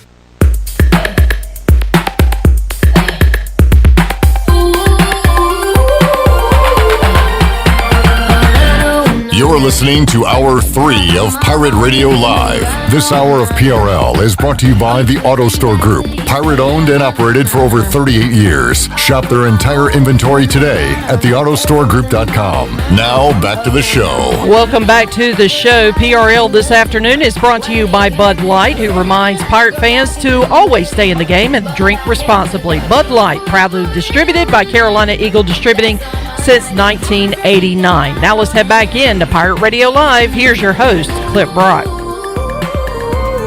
right, here with Bryce Williams. We're trying to get him started on his wrestling career. And Kyle on Facebook Live says, has Bryce never seen wrestling? Are you... I've seen bits and pieces. There's never been a part of your life where you were into it, though? No, like Stone Cold Rock, or... I think when I was a lot younger, the whole Stone Cold is the DDP, right when he does it, like oh yeah, little WCW, Diamond Dallas Page. Yeah, I remember seeing that when I was younger. And of course, then I was like, "Daggum, these guys are really beating on each other and stuff." Glenn, what you got? Speaking of things that are fake and they want you to believe it's real. Okay. According to Mike Garoppolo of the NFL Network, the Raiders logged onto a Zoom meeting expecting to be addressed by John Gruden, only to hear from an assistant head coach and special teams coordinator, Rich Bisaccia, that Gruden was hospitalized with COVID-19. Oh, wow. This wasn't true. Oh. Gruden and the Raiders staff wanted to test how the players would react and prepare for the most unpredictable of NFL seasons. Wait, so it was a setup? Yes. It was a setup to get player reaction recorded on a Zoom. That's terrible. So really what they're doing is... That is terrible. They're trying to see how much they like their head coach. I guess. like if you don't care about him... All right, you know what? I'm going to do that with Pirate Radio. I'm going to pretend I have it, and just to see you guys' reaction. You're going to send us an emergency Zoom notification in the morning? Would any of y'all like reach out to me, or would you just go about your day and not care at all? I mean, you are kind of the content from 3 to 6, so we'd probably have to talk to you. Yeah. I don't know. I think y'all would just move on to the next the next schlub. That is all insane. I gotta say, well, okay, first of all, if you did that and I find out later that it was fake, oh gosh, you want to talk about a mood? That's a whole different ball game. But this being done by an NFL team, that's a level of dumbassery I have never seen. I mean, really. I don't know, Bryce. What would you think of your coach for doing? Is it like a prank, like a ha-ha, or is it like a serious thing? Like it was a prank. But are they? I don't know. I don't get it. It's not really funny. I mean, the article really doesn't expand past that. That it's just they were trying. The whole thing from the Raiders is they were trying to just do a stress test on the team to see like how they would handle the Rona internally. That is insane to me. Like you play with like Pete Carroll, Bill Belichick, you know, they're up there in age, right, and that's where it seems like this thing really affects people. Yeah. So like, I don't know. I guess would you get a laugh out of that, or would you be like, hey teammate, what the hell's this guy thinking? Why are we doing this? Yeah, I would have to go with that. Like, why? I guess I just felt like it would be unnecessary. Yeah, exactly. Is there another coach in the NFL you could see doing that? I don't know. Pete Carroll is kind of a weird dude. I don't think Carroll would do it. I kind of think Belichick would do it. Oh, God. But it would never. It would never leak, though. I think his mind would be airtight. His mind games are beyond that. I would think. Like, that's kind of a too on the nose. I wanted to ask you, Bryce. You played for the Patriots for a little bit. Were you ever in the same room with Bill? Oh gosh, every day pretty much. Team meetings. Man, I can't even imagine. I'm walking past him in the hallway. Yeah, he doesn't need to do a prank for a stress test. He already puts you in that with his presence. Like you just being in the room with the guy. Yeah, there's no need for him to do a prank for a stress test by any means. My favorite Bill Belichick content from the past year is him just sitting on a park bench with a foot-long sub. Oh, yeah. Lovingly eating it. Yeah. He's so happy. It's the only time I've ever seen him happy. Oh, yeah. Mike says, has Gruden never read The Boy Who Cries Wolf? I will say it seems like everybody that I do say if you're going to joke getting the Rona, you're going to get it now. You're done. We've kind of seen that, I think, starting with Rudy Gobert. Yeah, if you're going to make Rona jokes, it's coming back. Patient zero. Man, all right, that's strange. So what? So it's just like, hey, Bryce, what did he call it? Did Belichick ever address you? Oh yeah, How you doing, sometimes in Bryce? the good, sometimes in the bad. Did he call you by your name or number? I think my name. Yeah. Wow. Yeah. My name. Damn it, Bryce. Yeah, he got on to me one time. And Which coach out of your entire career, college, pro, maybe even high school, got on you the hardest? Who gave you an A-chewing? I mean, I've had them by all of them. I mean, when I was a rookie, freshman at Marshall, Coach Ratliff, great man. But I did some things, I guess, learning the tight end that he obviously got on to me about. So he let me have it. Coach K, if you're listening, oh really, Donnie? Oh, Coach K got on me all the time. No, but like it was necessary. Yeah.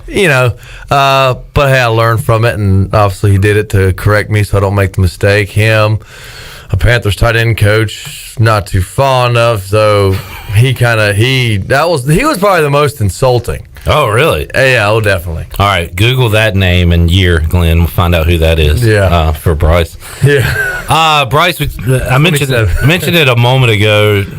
And now, so these bubbles are happening with the NHL and NBA, and the numbers are very good when it comes to lack of positive tests. The MLB has had a couple of breakouts with teams. Yeah. Now, like the NFL is not going to go to a bubble. College football obviously can't. So it is being put on the players, basically, like, look, just do the right thing, be smart. We talked about it going in the last break.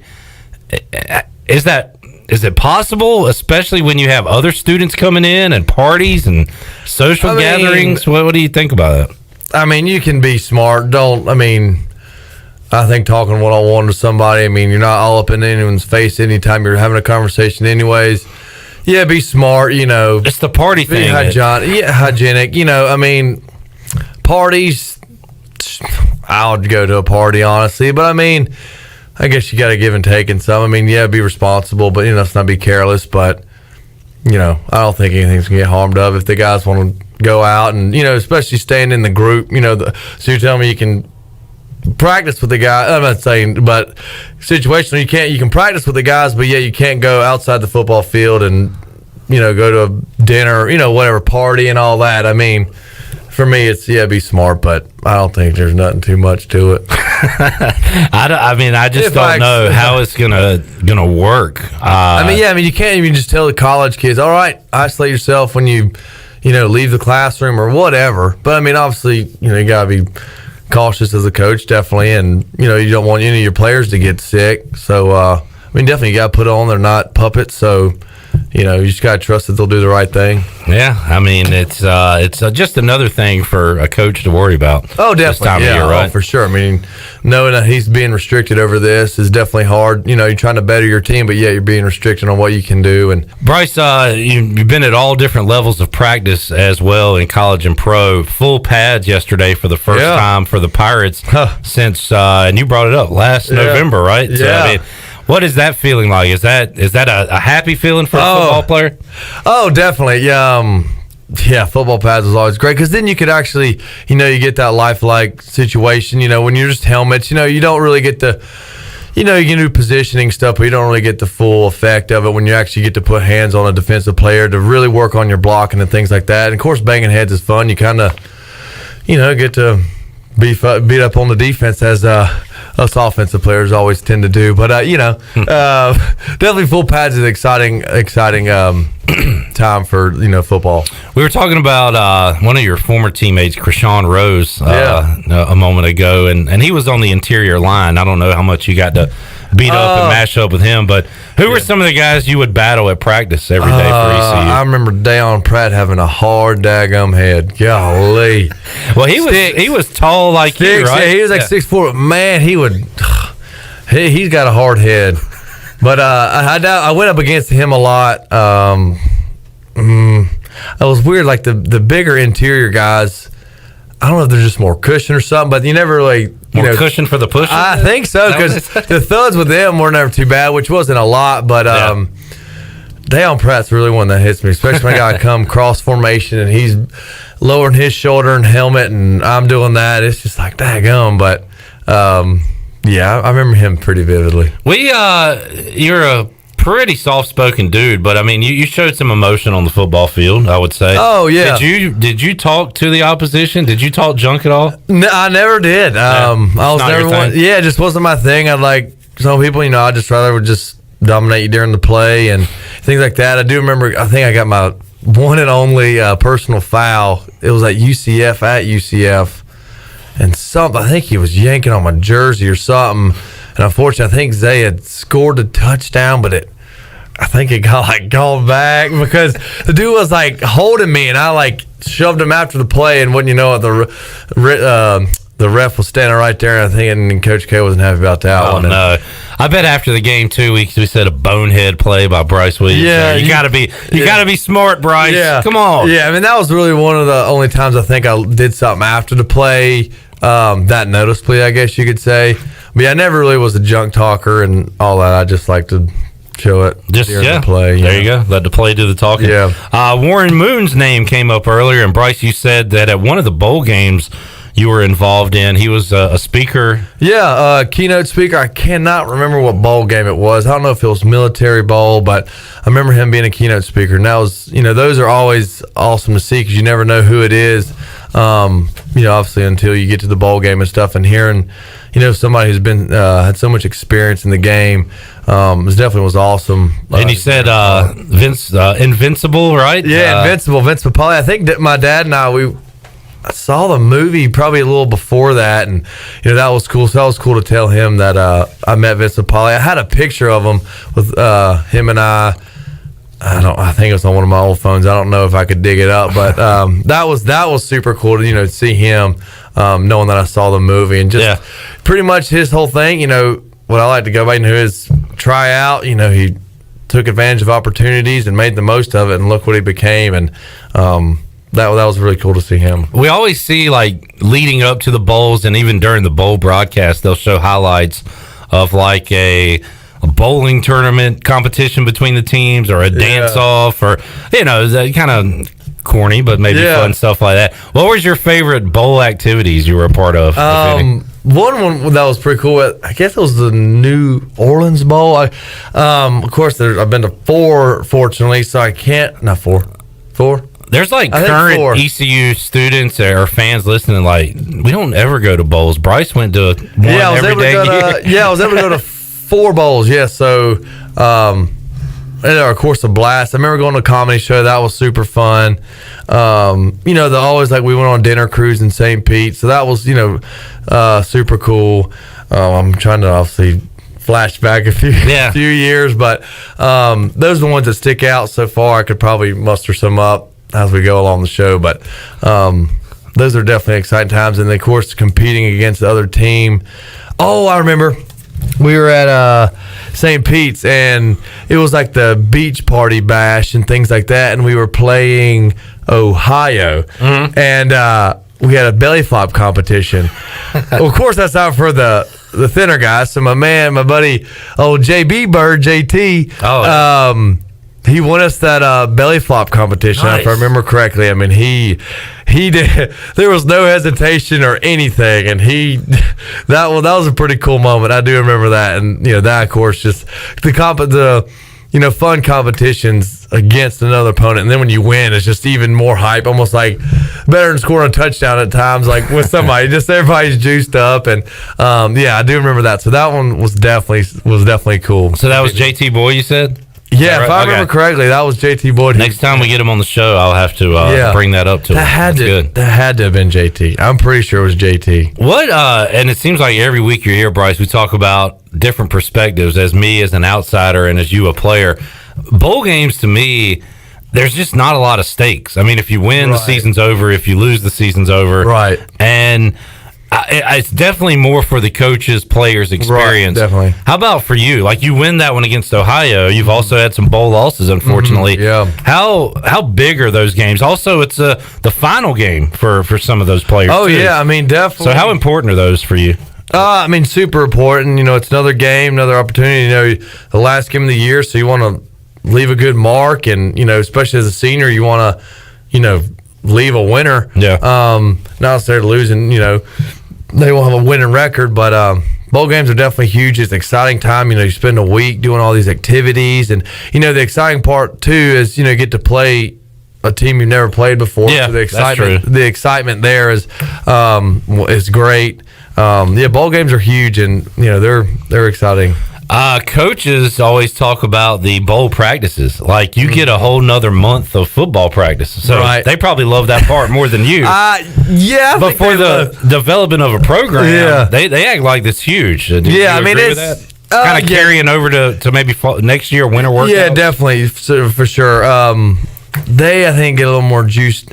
It sort of depends. In the beginning, like, daggone, we got a whole nother month. And, we were fortunate. We always got to be home for Christmas, which was big, which was nice.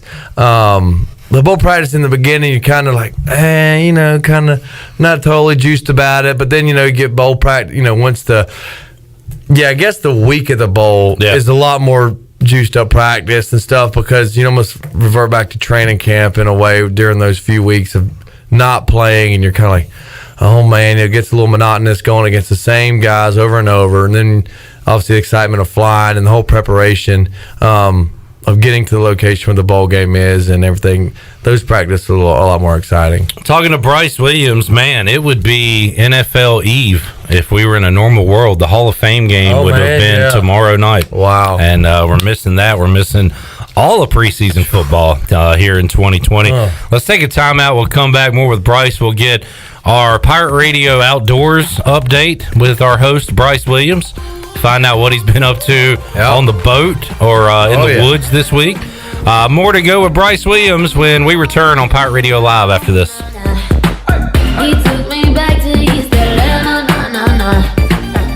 Hey Pirate Nation, this is Jonathan Ellerby, one of the proud owners and operators of Pirate Radio. As we launch into our 18th year in business, we have a lot of exciting new news to share with you. Our afternoon drive time show, Pirate Radio Live, has a new look and is now streaming every day from our brand new digital studio from 3 p.m. to 6 p.m. on YouTube and Facebook Live, on our website, pr927fm.com, and in your car on 92.7 FM in Greenville and 104.1 in Washington. The new and improved PRL is hosted by Clip Rock and Shirley Rhodes and will feature the latest breaking news, top-notch guests, and all your favorite Pirate Radio personalities like The Voice, Jeff Charles, Brian Bailey, Stephen Igo, Billy Weaver, Brian North, Tony Collins, Bryce Williams, Ronnie Woodward, Morgan Ehlers, Mike Mullis, plus Troy D and myself. Give us a follow on social media at PR927FM for programming updates, guest alerts, and breaking news. Thank you for your loyalty and support, and I hope you enjoy the new and improved Pirate Radio, the voice of the Pirate Nation. Back to school is here, and the Auto Store Group is committed to helping our customers drive the best quality pre-owned vehicles and is committed to caring about our kids and our community. This is Mary from the Auto Store Group, and right now, during our Backpack to School event, every time we sell a vehicle, we will be making a $50 donation to any local school that the customer chooses. The Auto Store Group, 3 locations, over 150 vehicles online at theautostoregroup.com, and most importantly, proud members of the Eastern North Carolina community for over 38 years. This is Dr. Elizabeth Robinson with Orthopedics East and Sports Medicine Center. Our extended care clinic is open on Saturdays and Sundays from 10 a.m. to 2 p.m. at our office on W.H. Smith Boulevard. We treat a variety of urgent orthopedic conditions without an appointment. For more information, please contact us at 757-2663 or visit our website at www.orthoeast.com. In studio with Bram from Tiebreakers. Bram, what's new? Delivery's new.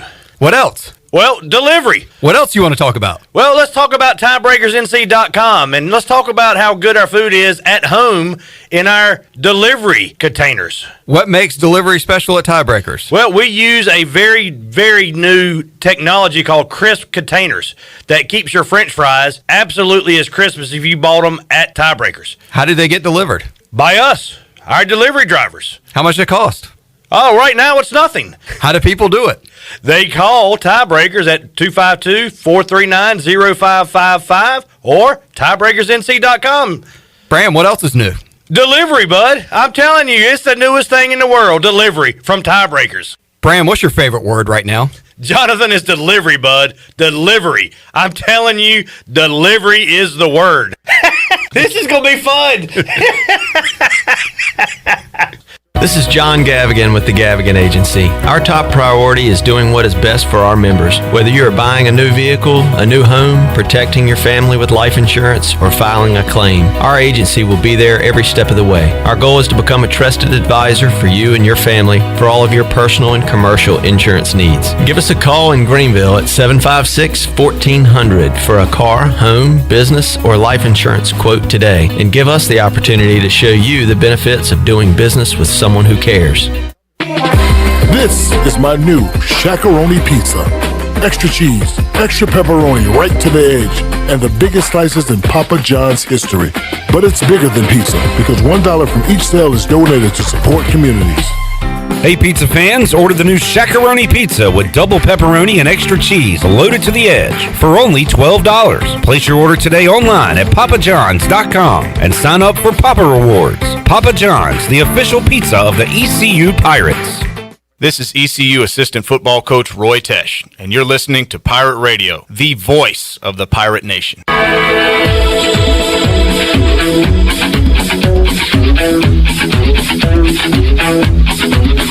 You're listening to Hour 3 of Pirate Radio Live. This hour of PRL is brought to you by the Auto Store Group. Pirate owned and operated for over 38 years. Shop their entire inventory today at theautostoregroup.com. Now, back to the show. Hey, Pirate fans, if you're hungry for the best ECU news and information, then you need to be part of the Pirate Radio digital platforms. Keep up with the latest breaking news and information by liking us on Facebook and following us on Twitter and Instagram at PR927FM. Listen live and to all of our archived programming anytime by visiting PR927FM.com. Stay connected beyond your radio dial with all of the Pirate Radio digital platforms. Now let's head back into Pirate Radio Live. Here's your host, Clip Rock. All right, welcome back to the program. Clip Rock here. Bryce Williams hanging out. Glenn, Bryce is a fan of your guy, Jokic, who's going off right now. He's got 21 for the Nuggets. It is a tie game between the Nuggets and the Spurs in the third quarter, and Bryce is enjoying watching the Joker play basketball in here. He's so smooth, man. Dude, the big man game is so crazy. Yeah. I was telling Clip he could be at the I'm gonna extend a little bit. He could be at the 3-point line, driving to get his 2 steps at the free throw line, get bumped, and somehow still get 2 steps and dunk it. Like, it's just crazy the length he's got. Yeah, he's got that old man at the YMCA game too, like with the one-legged step back. I love the fadeaway without hardly jumping at all. Yeah, it's just it's a Dirk. It's like the Dirk thing, but he does it off the other foot. Right, and somehow it's even slower than Dirk. Oh, it's way slower, It's like- and yeah. it doesn't have the arc. Like Dirk put the ball behind his head almost. Yeah, and made it where you really couldn't get to it. I think Joker, you can't get to it because it's so awkward. Yeah. It's fun to watch him play as the Spurs and Nuggets right now going at it. As we talk to Bryce Williams. All right, Bryce, let's get our Pirate Radio Outdoors update for the week. What do we got here, Shirley? Yeah. I like it. This is a like nice, soothing, foggy morning on the pond. fishing for like bass. in the river. It's kind of distracting me. I kind of want to listen to it. But What you got? What'd you do so this of course, week? I try every weekend at least, to get something in. And went home to Winston this past weekend, and my brother said, "Hey, I'm gonna take my buddy out and go catfishing with me and my buddies." And his buddies are my buddies, I guess. So whatever. And I was like, "Well, all right, sounds good." So we went to High Rock and. We went catfishing. Wasn't anything to write home about or take a picture for Instagram, but we didn't get skunked, which is always the goal. So skunked is nothing? Exactly. Is that what you said? Yeah. Okay. Didn't get skunked. We didn't get skunked, because with catfishing, if you do, it's really boring. To an extent, I guess. But we were able to catch a little flathead.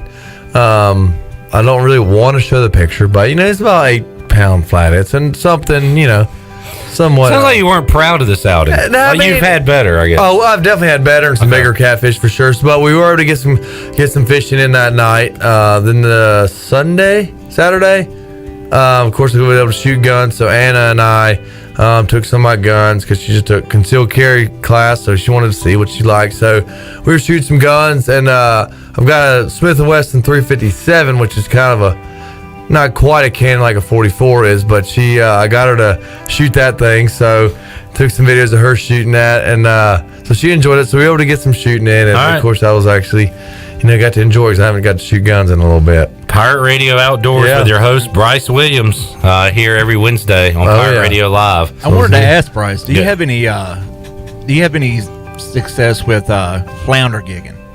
Unfortunately, I've only been one time, just because I guess the setup. I don't know if you knew anybody that was into that. A buddy of mine had a boat at Atlantic Beach, it's a skiff, and he had the whole lights and everything. It's the whole setup with the lights. Yeah, and you can see lights down in the and water. stuff, and it's just kind of going, just kind of having the setup with the lights and everything. The gig, it's actually really fun. At first, you're like, how am I gonna see these fish in the water, in the sand? But it's fun, man. Oh yeah, because you see the mountain and everything, and I enjoyed it. I'd actually like to go. And then one thing I have the setup for, but it's not on the lights, is bow fishing. Because I have my own boat and everything now, so I'd like to get that. I like cruise the river and everything. Yeah. What is your favorite fish to? I was gonna say to eat. I guess to catch and eat. Like, what is the tastiest that you bring in? Of course, offshore and stuff, you have wahoo and mahi and whatnot, and those are really good. I've never caught one, but Jay and his dad caught a swordfish the other week, like a few weeks ago, and that swordfish is really good. Okay. There's so many. I've liked every fish, but if I had to put my finger on it, then probably swordfish is probably one of my top favorite ones. Never heard that before. CJ Struck showed us a blue marlin they have on on the wall at their house. Oh yeah. He's proud of it. We did a Zoom with him, and I was like, so what are you trying to catch this week in the Big Rock? He was like, well, buddy, let me show you. Yeah. And took his camera over, and he's got a big giant one hanging on the wall in there. Yeah, that is definitely an achievement for to someone to catch a blue marlin, because they get up over 1,000 pounds, and it's Is the achievement finding it or actually reeling it in, like the physical work, right? Right. It's the whole shebang. I've never been marlin fishing or fishing for billfish or anything like that, but the achievement of lure managers got all these other, they call dredges and things like that, which is like teasers and everything. But then once you see the marlin in your spread, you gotta the mate is flipping the actual bait to them, and you gotta get them to hook it, and and once you get a fish of that caliber on, it's an endurance test. And then the captain's maneuvering the boat with the lines, because you could be looking, have the rod out the back of the boat, but you look to your right 200 yards and you see that, the marlin skying and everything. So it's like I said, I've never done it, but what I hear is it's a game to try and land one. About out of time, Scott. I think he left away. I think he's asking Bryce, have you done noodling? Is that a thing? What is that? That's when you just stick your hand down in the mud hole. I've half-assed tried noodling under a boat ramp at the lake, and I get too creeped out. Actually, I don't know. I think I could if I had an expert. Are you going to do it the Wilmington way, like where they do down there, where they shock the water? No, I would do it with my hand, but I want someone to reassure me that there's a fish under there before I yank in it. But I think most of the time a turtle's not going to be in a hole where there's no air. So yeah, you don't want to get hit with the snapping turtle. Yeah, I think it's the initial. Okay, get over it. It's a fish. You might get some cuts. Deal with it. I'd like to try it. Just don't video me. You see girls doing it, exactly. So it can't be too bad. I know. I guess it's my thing. It's like, but just don't video the first few attempts where I'm just like pecking out. I might squeal, and just wait till I'm real confident in doing it. All right, there you go. Pirate Radio Outdoors. Yeah. This is my new favorite segment every week. I enjoy it. And now we get questions from the audience. That's a good That thing. is good. Yeah, What's your question for Bryce? Be ready next Wednesday. Yeah. Bryce, thanks for hanging out, buddy. Thanks for having Enjoyed me. it, man. Thanks. Glenn, happy birthday. Oh, yeah. I like your hat, Have a great night. Orioles baseball coming up right now as we will join the game in progress, game 1 of a doubleheader. We will see you Thursday, 3 o'clock on Pirate Radio Live for Glenn, Shirley, Big Bad Bryce, the bass kicker. I'm Clip Brock. So long, everybody. Thanks for listening to Pirate Radio Live, an exclusive presentation of the voice of the Pirate Nation. This is Pirate Radio, WGHB Farmville, 1250 and 92.7 FM Greenville, WDLX Washington, 930 and 104.1 FM Washington.